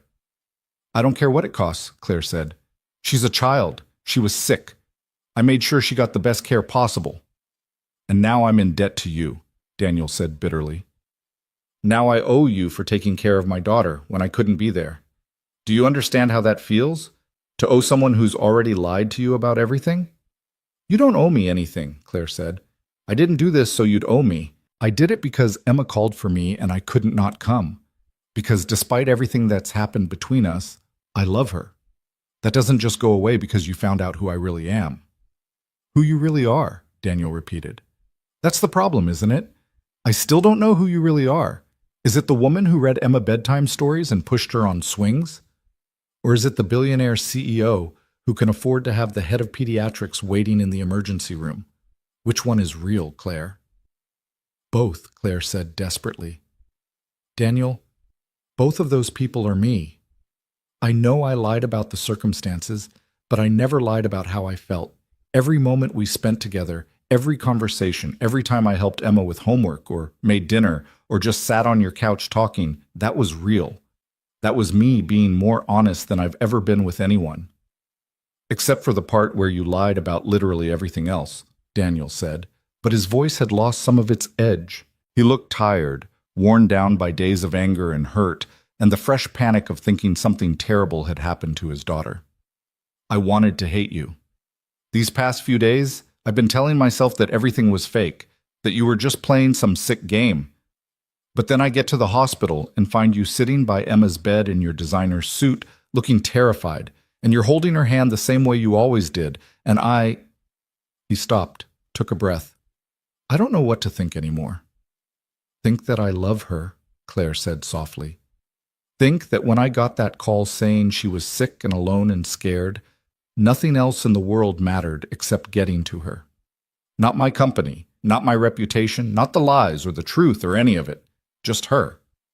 Daniel looked at her for a long moment, really looked at her, and Claire wondered what he saw. The woman he'd fallen in love with or the stranger who'd betrayed him? Both? Neither? The doctor said she needs to stay overnight, Claire said when the silence stretched too long. I can leave if you want. I can make sure the hospital knows you're here and remove myself from the situation. But Daniel, please don't take me off Emma's emergency contact list. Not yet. Because if something like this happens again and you can't get there, I need to know that I'll be called. I need to know she won't be alone. She's got influenza, Daniel said, and Claire realized he was trying very hard not to cry. When I saw all those messages saying she was in the hospital, I imagined the worst. Car accidents and injuries and terrible things. And all I could think was that I'd been in a stupid meeting arguing about spreadsheets while my daughter was sick, and you were the one who was there for her. You, not me. You're here now, Claire said. That's what matters. You're a good father, Daniel, the best father. One meeting doesn't change that. But I wasn't there when she needed me, Daniel said, and now he was crying, tears streaming down his face that he didn't bother to wipe away. Her mother left, and I promised I'd always be there, and today I wasn't, and you were, and I don't know how to feel about any of this. Without thinking, Claire stepped forward and hugged him. For a second he stayed stiff, resistant, but then he collapsed against her and just cried. They stood in the hospital hallway, two people who'd loved each other and hurt each other in equal measure, holding on to each other while the world continued around them. I'm sorry, Claire whispered. I'm so sorry for lying. I'm sorry for hurting you. I'm sorry for making you doubt everything we had, but I'm not sorry I came today. I'll never be sorry for that. Daniel pulled back, wiping his face with the back of his hand. I need time to process this, to figure out what it means, I don't know, but I can't do this right now. Right now I need to be with Emma. I understand, Claire said. I'll go. But Daniel, if you need anything, I know, he said quietly. I know where to find you. Apparently, I've always known where to find you. I just didn't realize it. Claire nodded and started to leave, but Daniel caught her arm. Wait, stay. Emma will want to see you when she wakes up, and I don't think I can take any more crying today, from either of us. So Claire stayed. She sat in a chair on one side of Emma's bed while Daniel sat on the other, and they watched her sleep and didn't talk about anything important. They talked about Emma's butterfly project at school, about the field trip next week that she'd have to miss now, about whether they should call Mrs. Chen and let her know what happened. Normal things, parent things, the kind of conversation two people who cared about the same child would have. When Emma woke up around dinner time, her fever had broken and she looked infinitely better than she had at the school. She saw both of them and smiled, a tired but genuine expression of happiness. You both came. Of course we both came, Daniel said, taking her hand. We love you, butterfly girl. I love you too, Emma said, then looked at Claire with those serious 5-year-old eyes. Are you still going to leave? Daddy said you had to go away, but I asked the universe for you to come back, and you did. So does that mean you're staying? Claire looked at Daniel, who looked back at her with an expression that said this was her choice, her words to say or not say. She could tell Emma that yes, she was staying, and force Daniel's hand. Or she could tell the truth and break a little girl's heart again. I'm here right now, Claire said carefully, and I'll be here as long as your daddy says it's okay for me to be here. Is that all right? Emma considered this with the gravity of someone making an important decision. Okay, but I think Daddy should say it's okay forever, because you're part of our family and families don't leave each other. Emma, Daniel said gently, it's more complicated than that. Why? Emma asked with the direct simplicity of childhood. You love Anna, and Anna loves you, and I love both of you. That's what families are. Miss Roberts said families are people who choose to love each other even when it's hard, so choose. Out of the mouths of babes, Claire thought, watching Daniel's face as he processed his daughter's wisdom. Miss Roberts had taught Emma more than just butterfly facts. Rest now, Daniel said instead of answering. You need to get better. Emma yawned, proving his point, and drifted back to sleep with that easy resilience of children. Claire and Daniel sat in silence while nurses came and went, checking vitals and adjusting IV bags, the hospital machinery beeping its steady rhythm around them. She's right, you know, Daniel said finally, his voice barely above a whisper. About families choosing each other. I chose to love you, Anna, Claire, whoever you are. I chose to let you into our lives, to introduce you to Emma, to imagine a future together. And then I found out you'd been lying and I was so angry I couldn't see past it. But sitting here today, watching you with Emma, seeing how scared you were when you thought she might be seriously hurt, that's not something you can fake. That's real. It is real, Claire confirmed. Everything I feel for both of you is real. The circumstances were false, but the emotions never were. I still don't know if I can trust you, Daniel admitted. You lied to me for 5 months, Claire. 5 months of building a relationship on false pretenses. How do I know you won't lie again when it's convenient? How do I know the next time things get difficult, you won't just disappear back into your billionaire life and leave us behind? You don't, Claire said honestly. You don't know that because I can't prove it with words. I can only prove it with actions over time, by showing up and being honest and doing the hard work of rebuilding what I broke. And I know that's asking a lot. I know I have no right to ask you to give me another chance, but I'm asking anyway because the alternative is walking away from the best thing that's ever happened to me, and I can't do that. I won't. Daniel was quiet for a long time, looking at his daughter, at Claire, at the space between them that felt both impossibly wide and infinitely small. I don't know what to do, he said finally. Part of me wants to tell you to get out and never come back, but another part, the bigger part if I'm being honest, just wants things to go back to how they were, even if how they were was based on a lie. It doesn't have to be a lie anymore, Claire said. I'm not asking to go back to pretending to be Anna Clark. I'm asking if we can move forward as who we really are. You, a single father doing his best to raise an incredible daughter, and me, a woman who has more money than she knows what to do with, but who would give it all up for one more night of reading butterfly books on your couch. Would you, though? Daniel challenged. Would you really give up your company and your wealth and your power? Or is that just something that sounds romantic to say? Claire thought about it, really thought about it. Her company, her empire, the life she'd built from nothing. Could she walk away from all of that? And then she looked at Emma, small and sick and trusting, and knew the answer. If it meant keeping her safe and happy, in a heartbeat, Claire said. But Daniel, I don't think it has to be one or the other. I don't think I have to choose between being Claire Morgan and being part of your family. I think maybe, if you'll let me, I can be both. I can be the CEO who makes hard decisions and donates to hospitals. And I can be the woman who helps with homework and makes dinner and reads bedtime stories. Both of those people are me. Daniel shook his head slowly. I don't know how that works. I don't know how I fit into your world, Claire. I'm an assistant accountant who lives in a one-bedroom apartment and worries about making rent. You're a billionaire who has buildings named after her. Those worlds don't overlap. Then we'll build a new world, Claire said, one where the important things are the same things they've always been.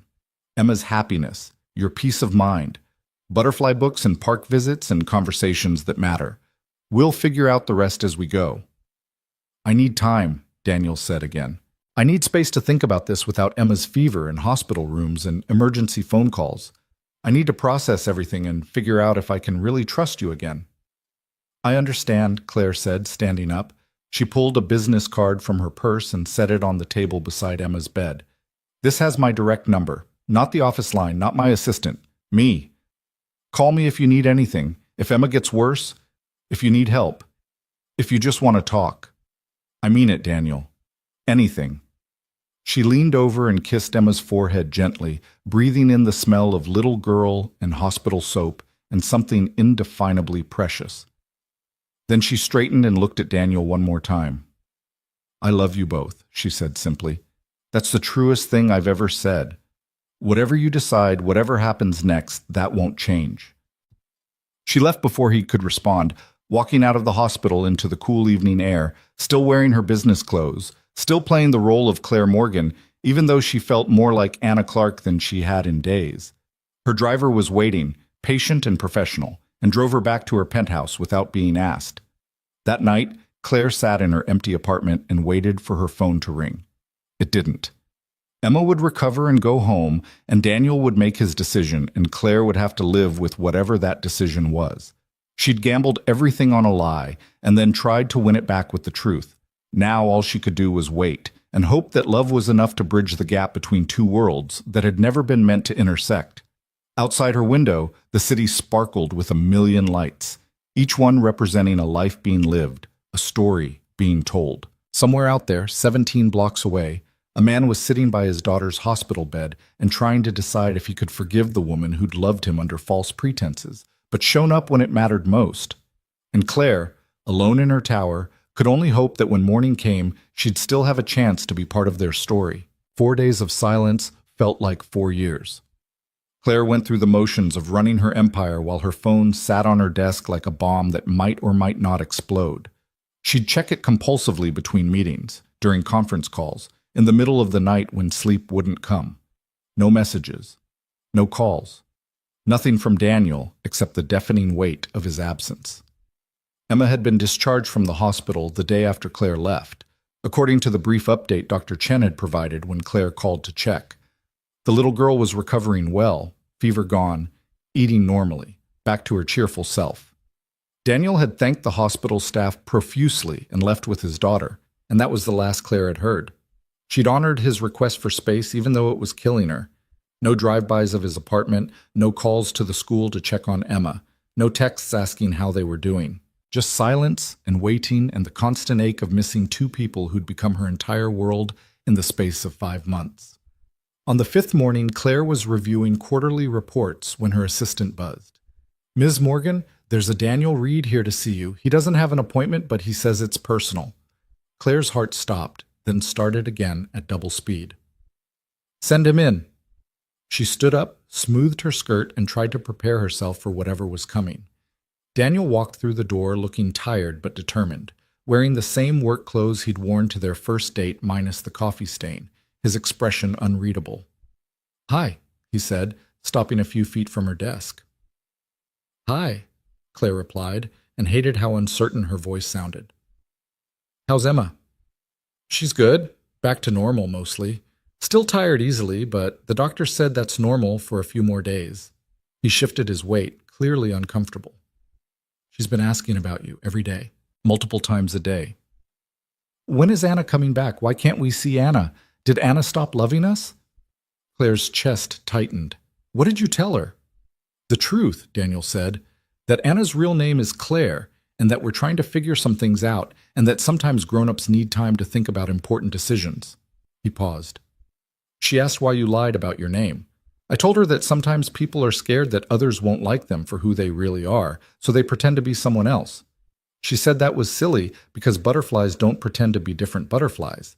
They just are what they are." Despite everything, Claire smiled. "She's very wise for 5. "She is," Daniel agreed. "She also said that she doesn't care if your name is Anna or Claire or Princess Buttercup from her favorite movie. She just wants you to come home." His voice cracked slightly on the last word. "And I realized that I want that too." Claire couldn't breathe. "You do?" "I've been angry for days," Daniel said, finally moving closer to her desk. "Furious, actually. I kept running through everything in my head, every moment we spent together, trying to figure out what was real and what was performance. I convinced myself it was all fake, that you were just playing some sick game. But then Emma got sick and you dropped everything to be there for her. You didn't have to do that. You could have told the school to call someone else. You could have protected yourself from the mess of seeing me again. But you came running." "Of course I did," Claire said. "She needed me." "Yeah," Daniel said softly. "She did. And that's when I realized that maybe I've been asking the wrong questions. Maybe it doesn't matter that you lied about your name and your job and your apartment. Maybe what matters is what you did when it counted. You showed up. You took care of my daughter. You sat in that hospital room and you were terrified, and that terror was real, Claire. I could see it on your face. You can't fake that kind of love." Claire felt tears starting and didn't try to stop them. "I do love her. I love both of you. That was never a lie." "I know," Daniel said. And now he was around the desk, standing right in front of her. "I know that now. And I need to apologize because I said some terrible things to you. I was hurt and angry, and I lashed out. I made you feel like you were a bad person for wanting to be loved for yourself instead of your money. But Claire, I get it now. I understand why you did what you did." "You do?" "I've spent the last few days thinking about what it must be like to be you," Daniel said. "To never know if people want you or your money. To have everyone see dollar signs instead of a person. To be so lonely that you'd create a whole fake identity just to experience what normal people take for granted.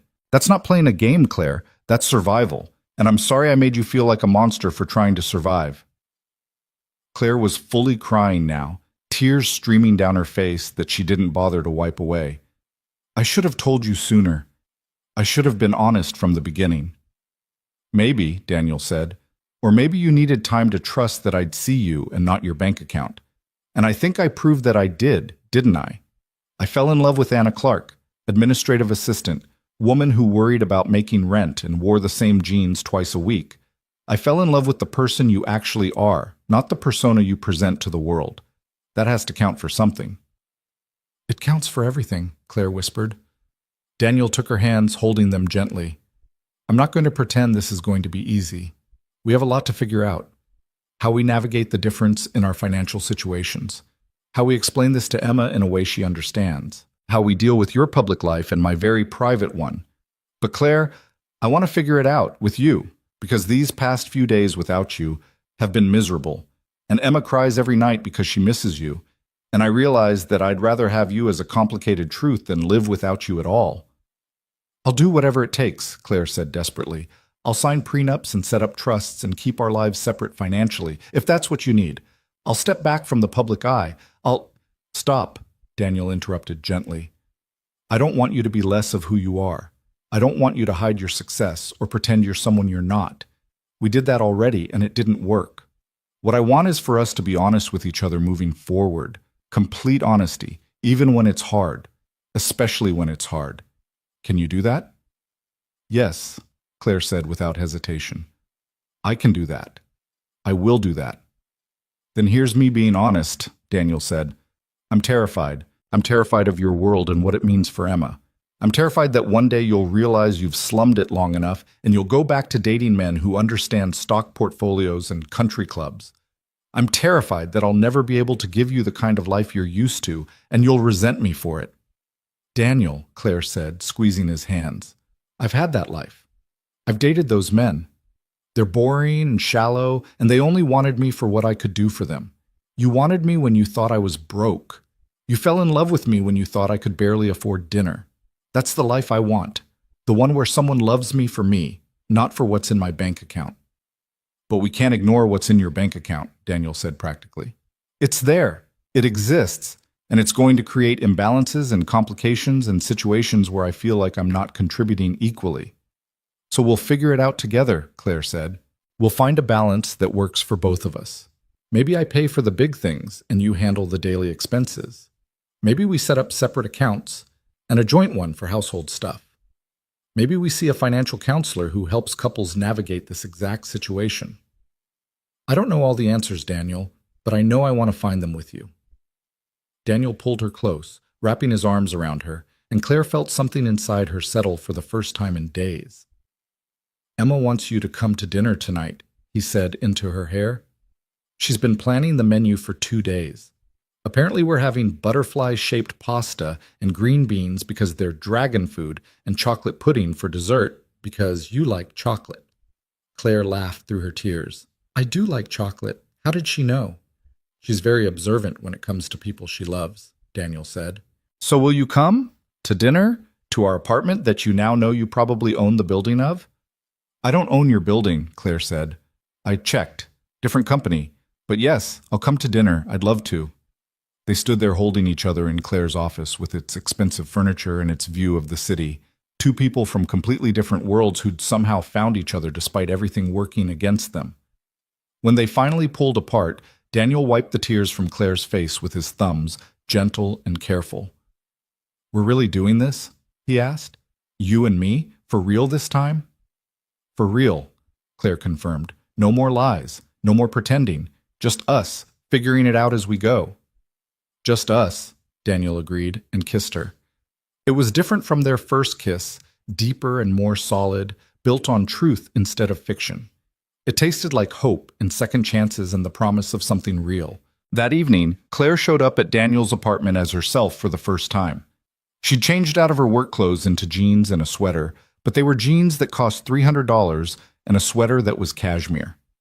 She wasn't pretending anymore, wasn't hiding who she was.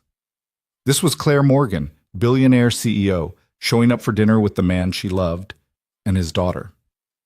Emma answered the door wearing her butterfly wings and a smile that could power the city. Claire. What should I call you? Whatever you want to call me, butterfly girl, Claire said, kneeling down to Emma's level. Anna or Claire, I'm still the same person. I'm still the one who taught you about ultraviolet light and pushed you on the swings and read you bedtime stories. The name doesn't change that. Emma considered this seriously. Can I call you both? Like Anna Claire? That sounds perfect, Claire said, and Emma threw her arms around Claire's neck in a hug that nearly knocked her over. I missed you so much, Emma said fiercely. Don't go away again. I won't, Claire promised. I'm here to stay as long as your daddy says it's okay. Daddy says it's very okay, Daniel called from the kitchen. He also says dinner is almost ready and someone needs to set the table. Emma grabbed Claire's hand and pulled her inside, chattering about everything that had happened in the past 5 days. The butterfly garden at school had 4 new chrysalises. Tyler from her class had gotten in trouble for pulling someone's hair. Miss Roberts had read them a new book about moths, and did Claire know that moths were just as cool as butterflies, but most people didn't appreciate them? Claire listened to every word while helping set the table with mismatched plates and cups that Emma had carefully selected. Daniel moved around the small kitchen with practiced efficiency, making butterfly-shaped pasta and green beans and checking on the chocolate pudding in the fridge. It was so normal, so domestic, so completely different from Claire's usual life of catered meals and restaurant reservations and food she couldn't name prepared by chefs she'd never met. It was perfect. Over dinner, Emma asked questions with the directness of a child who'd been told the truth and wanted to understand it. So you're really rich? Like Princess Rich? Something like that, Claire said carefully. And you have a big house? I have a big apartment, yes. Bigger than ours? Much bigger, Claire admitted. Emma processed this while twirling pasta on her fork. But you like our apartment better? Claire looked around at the small space with its peeling paint and its secondhand furniture and its walls covered in Emma's artwork. She looked at Daniel, watching her anxiously, waiting to see how she'd answer his daughter's question. She looked at Emma with chocolate pudding already on her chin, even though dessert hadn't started yet. I like being here better than anywhere else in the world, Claire said honestly, because this is where you are, both of you, and that makes it the best place I know. Emma beamed. That's what I told Daddy. I said it doesn't matter if Anna has a bigger house, because she likes our house better because we're here. And Daddy said love isn't about houses, it's about people. Right, Daddy? Right, butterfly girl, Daniel said, his voice thick with emotion. After dinner, they did dishes together, all three of them, in the tiny kitchen, with Emma standing on a stool to help dry. Then it was bedtime routine, which Claire had missed desperately. Bath time with butterfly-shaped bubbles, pajamas with butterflies printed on them, teeth brushing with a toothbrush that had a butterfly on the handle. Everything in Emma's life came back to butterflies, her constant reminder that transformation was natural and beautiful. Will you read to me? Emma asked, climbing into bed with 3 books already selected. All of us together? So they did. Claire and Daniel sat on either side of Emma's small bed, taking turns reading pages from butterfly books Claire had mostly memorized by now. Emma's eyes drooped halfway through the second book, but she fought sleep, clearly afraid that if she closed her eyes, Claire might disappear again. I'll be here when you wake up, Claire promised softly. I'm staying over tonight, remember? I'll be right here in the morning. Promise? Emma whispered. I promise, Claire said, and kissed her forehead. Now sleep, butterfly girl. You need your rest to finish getting better. Emma finally let her eyes close, one hand clutching her stuffed butterfly, the other reaching out to hold Claire's hand. Within minutes, she was asleep, her breathing evening out into the peaceful rhythm of childhood. Claire and Daniel stayed there for a few more minutes, watching her sleep, neither wanting to break the moment. Finally, they crept out, leaving the door cracked open so they could hear if Emma called for them. In the living room, Daniel pulled out the couch that served as his bed, transforming the space from living area to bedroom. I know this isn't what you're used to, he said, gesturing at the worn furniture and the thin mattress. Your apartment probably has a bed that costs more than everything in this room combined. Probably, Claire admitted, but I sleep better here than I do there. I always have. They got ready for bed with an ease that came from having done this before, back when Claire was pretending to be someone else. Except now there was no pretending, no performance, just 2 people who loved each other navigating the reality of their situation. Lying in the dark with Daniel's arms around her and the sound of Emma's soft breathing coming from the other room, Claire felt more at peace than she had in weeks. This was real. This was honest. This was home. I've been thinking, Daniel said quietly, about the future, about what it looks like for us. Okay, Claire said, preparing herself for whatever he needed to say. I don't want your money, Daniel said. I need you to understand that. I don't want you paying my rent or buying me things or setting up trust funds. I need to provide for my daughter myself. That's important to me. I understand, Claire said, even though part of her wanted to argue that she could make their lives so much easier if he'd just let her help. But, Daniel continued, I've been thinking about Emma's future, about college funds and opportunities and the things I might not be able to give her on my salary.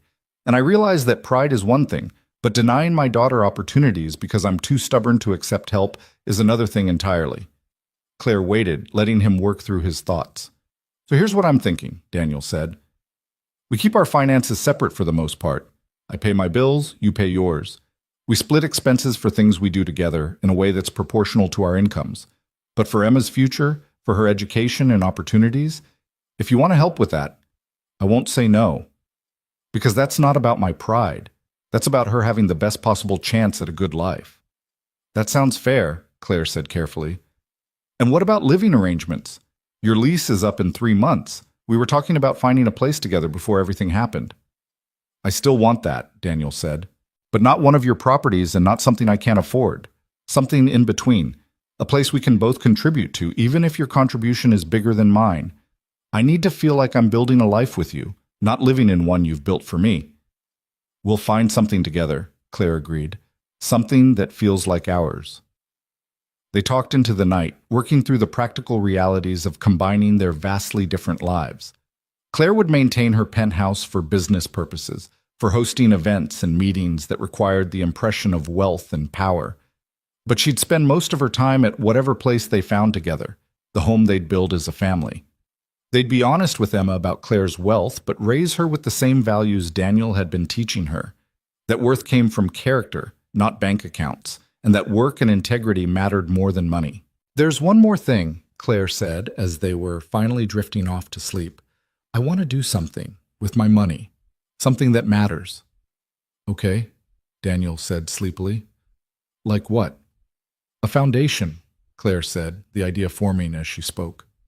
For single parents, to help people like you who are working hard and doing everything right but still struggling. Childcare assistance, emergency funds for when kids get sick, college scholarships, job training, whatever they need. I've been donating to hospitals and museums and all these prestigious causes, but I want to do something that actually changes lives. Daniel was quiet for so long that Claire thought he'd fallen asleep. Then he said, You do that? I want to, Claire said. I want to turn this whole mess into something good. I lied to you and I hurt you and I can't change that. But maybe I can make sure other parents don't have to struggle the way you have. Maybe I can use my resources to actually help people instead of just accumulating more wealth. That's... Daniel's voice caught. That's incredible, Claire. Really incredible. Will you help me? Claire asked. You know what single parents need better than anyone. You could help design the programs, make sure we're actually addressing real problems instead of what we think the problems are. Yes, Daniel said immediately. Yes, I'd love to help with that. They fell asleep holding each other, already planning a future that looked nothing like either of them had imagined, but somehow felt exactly right. The next morning, Claire woke to the sound of Emma's delighted squeal. Daddy, Anna Claire is still here. She didn't leave. She opened her eyes to find Emma standing beside the pull-out couch in her butterfly pajamas, bouncing with excitement. You stayed! You really stayed! I told you I would, Claire said, pulling Emma into a hug. I always keep my promises. Daniel emerged from the bathroom, hair wet from the shower, grinning at the scene. Someone's excited. Can we have pancakes? Emma asked. Special celebration pancakes because Anna Claire is here and everything is good again? Special celebration pancakes it is, Daniel agreed.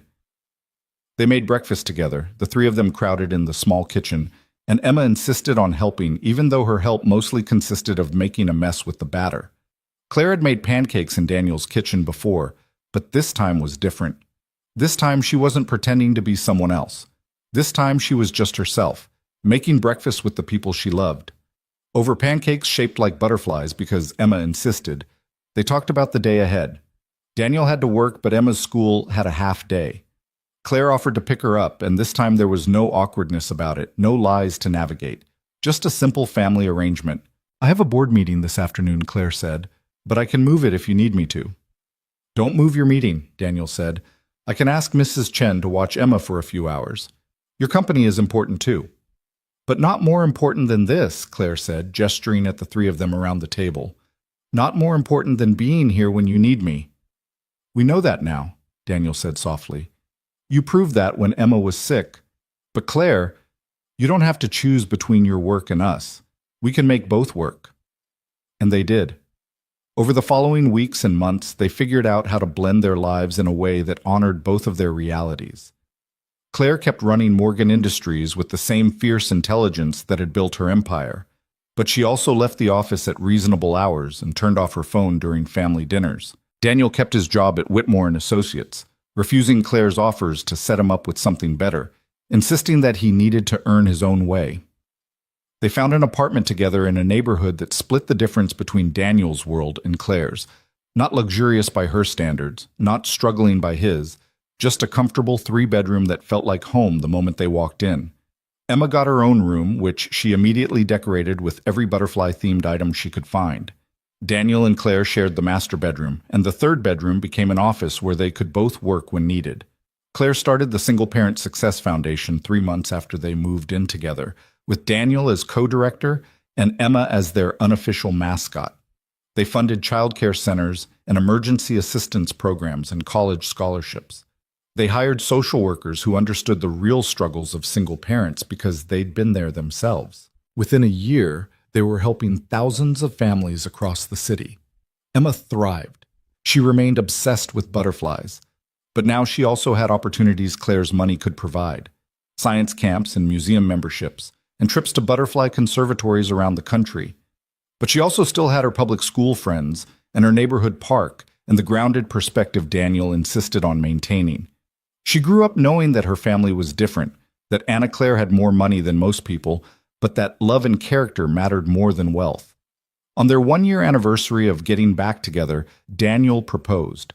Not with an expensive ring from a famous jeweler, but with a simple band he'd saved for and a speech about how Claire had taught him that real wealth wasn't money, but finding someone who saw you for who you really were. Claire cried and said yes, and meant it with every fiber of her being. They got married 6 months later in a small ceremony in the Butterfly Conservatory, where they'd taken Emma on one of their first outings as a family. Emma was the flower girl, wearing her beloved butterfly wings over her fancy dress, scattering petals, and declaring loudly that she'd known all along that Anna Claire and Daddy were meant to be together because the universe had told her so.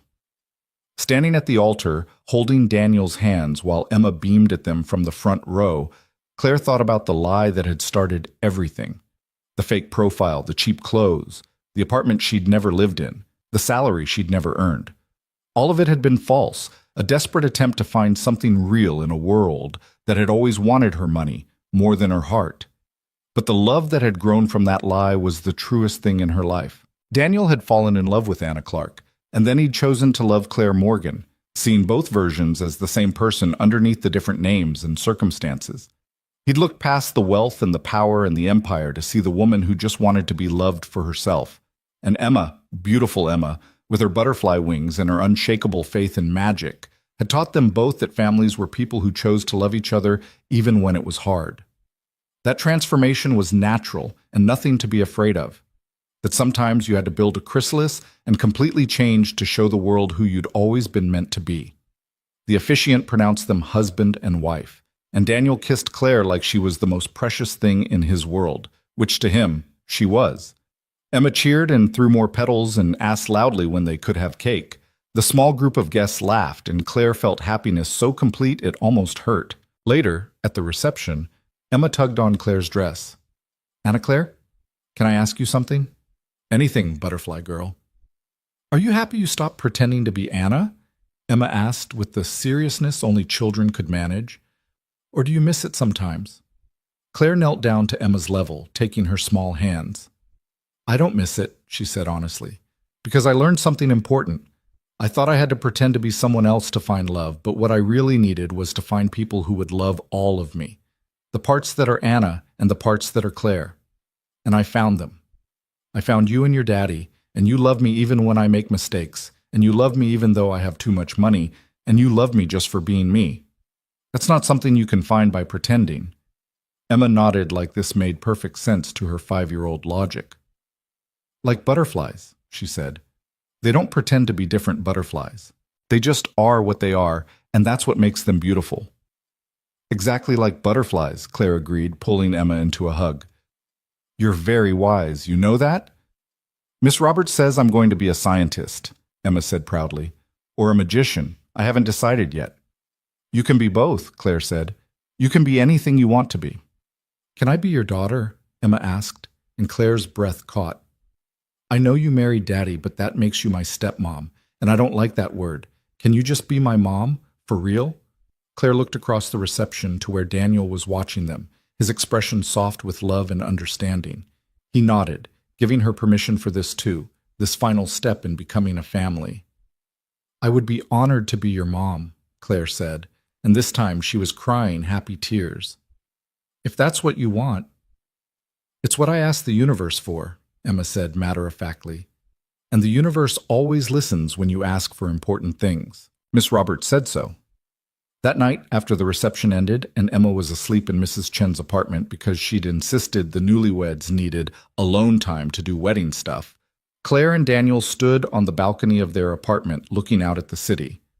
"No regrets?" Daniel asked, his arm around her waist. "Not a single one," Claire said. "You?" "Just that I didn't figure out who you were sooner," Daniel said. "We could have avoided a lot of pain if I'd been less oblivious." "Or maybe we needed to go through it," Claire said thoughtfully. "Maybe I needed to learn that I couldn't build a relationship on lies. And you needed to learn that love isn't about where someone comes from or how much money they have. Maybe all of it, the good and the bad, was necessary to get us here." "Deep thoughts for a wedding night," Daniel teased. "Butterfly wisdom," Claire said with a smile. "Our daughter taught me that transformation requires going through the difficult parts. You can't skip the chrysalis stage and still become a butterfly." "Our daughter," Daniel repeated, testing out the words. "I like how that sounds." "Me too," Claire said, and meant it with her whole heart. They stood there in comfortable silence, watching the city lights, two people from completely different worlds who'd found each other despite everything working against them. The lie that had started their relationship was long behind them, replaced by a truth that was messy and complicated and absolutely real. Claire Morgan had everything: wealth, power, success beyond most people's dreams. But standing there with Daniel's arms around her and Emma sleeping safely nearby, and a future stretching ahead of them full of possibility, she finally understood what having everything actually meant. It meant having people who loved you for who you were, not what you had. It meant showing up when it mattered and being honest even when it was hard. It meant building a life based on truth instead of fiction, even if the fiction had been more comfortable. It meant being brave enough to transform, to shed the protective shell you'd built and show the world your real wings. It meant being loved not for your money or your success or your carefully crafted image, but for your messy, complicated, imperfect self. And that, Claire realized, was the real wealth. Not the billions in her bank account or the empire she'd built or the buildings with her name on them. The real wealth was this: a husband who'd chosen to love her despite her lies, a daughter who'd asked the universe for a mother and received one, and a future built on honesty and trust and the kind of love that couldn't be bought at any price. The universe had listened to Emma's request and delivered something better than anyone could have imagined. Not a fairy tale where everything was perfect, but a real story where imperfect people chose each other and built something beautiful from the broken pieces. Claire had gone searching for authentic love and found it in the last place she'd expected, with a man who'd fallen for the person she was when she had nothing to offer but herself. And in learning to love him and Emma, she'd discovered the person she'd been searching for all along. Not Anna Clark, who'd never really existed. Not just Claire Morgan, the billionaire CEO. But someone in between, someone new, someone who'd emerged from her own chrysalis transformed and finally ready to fly.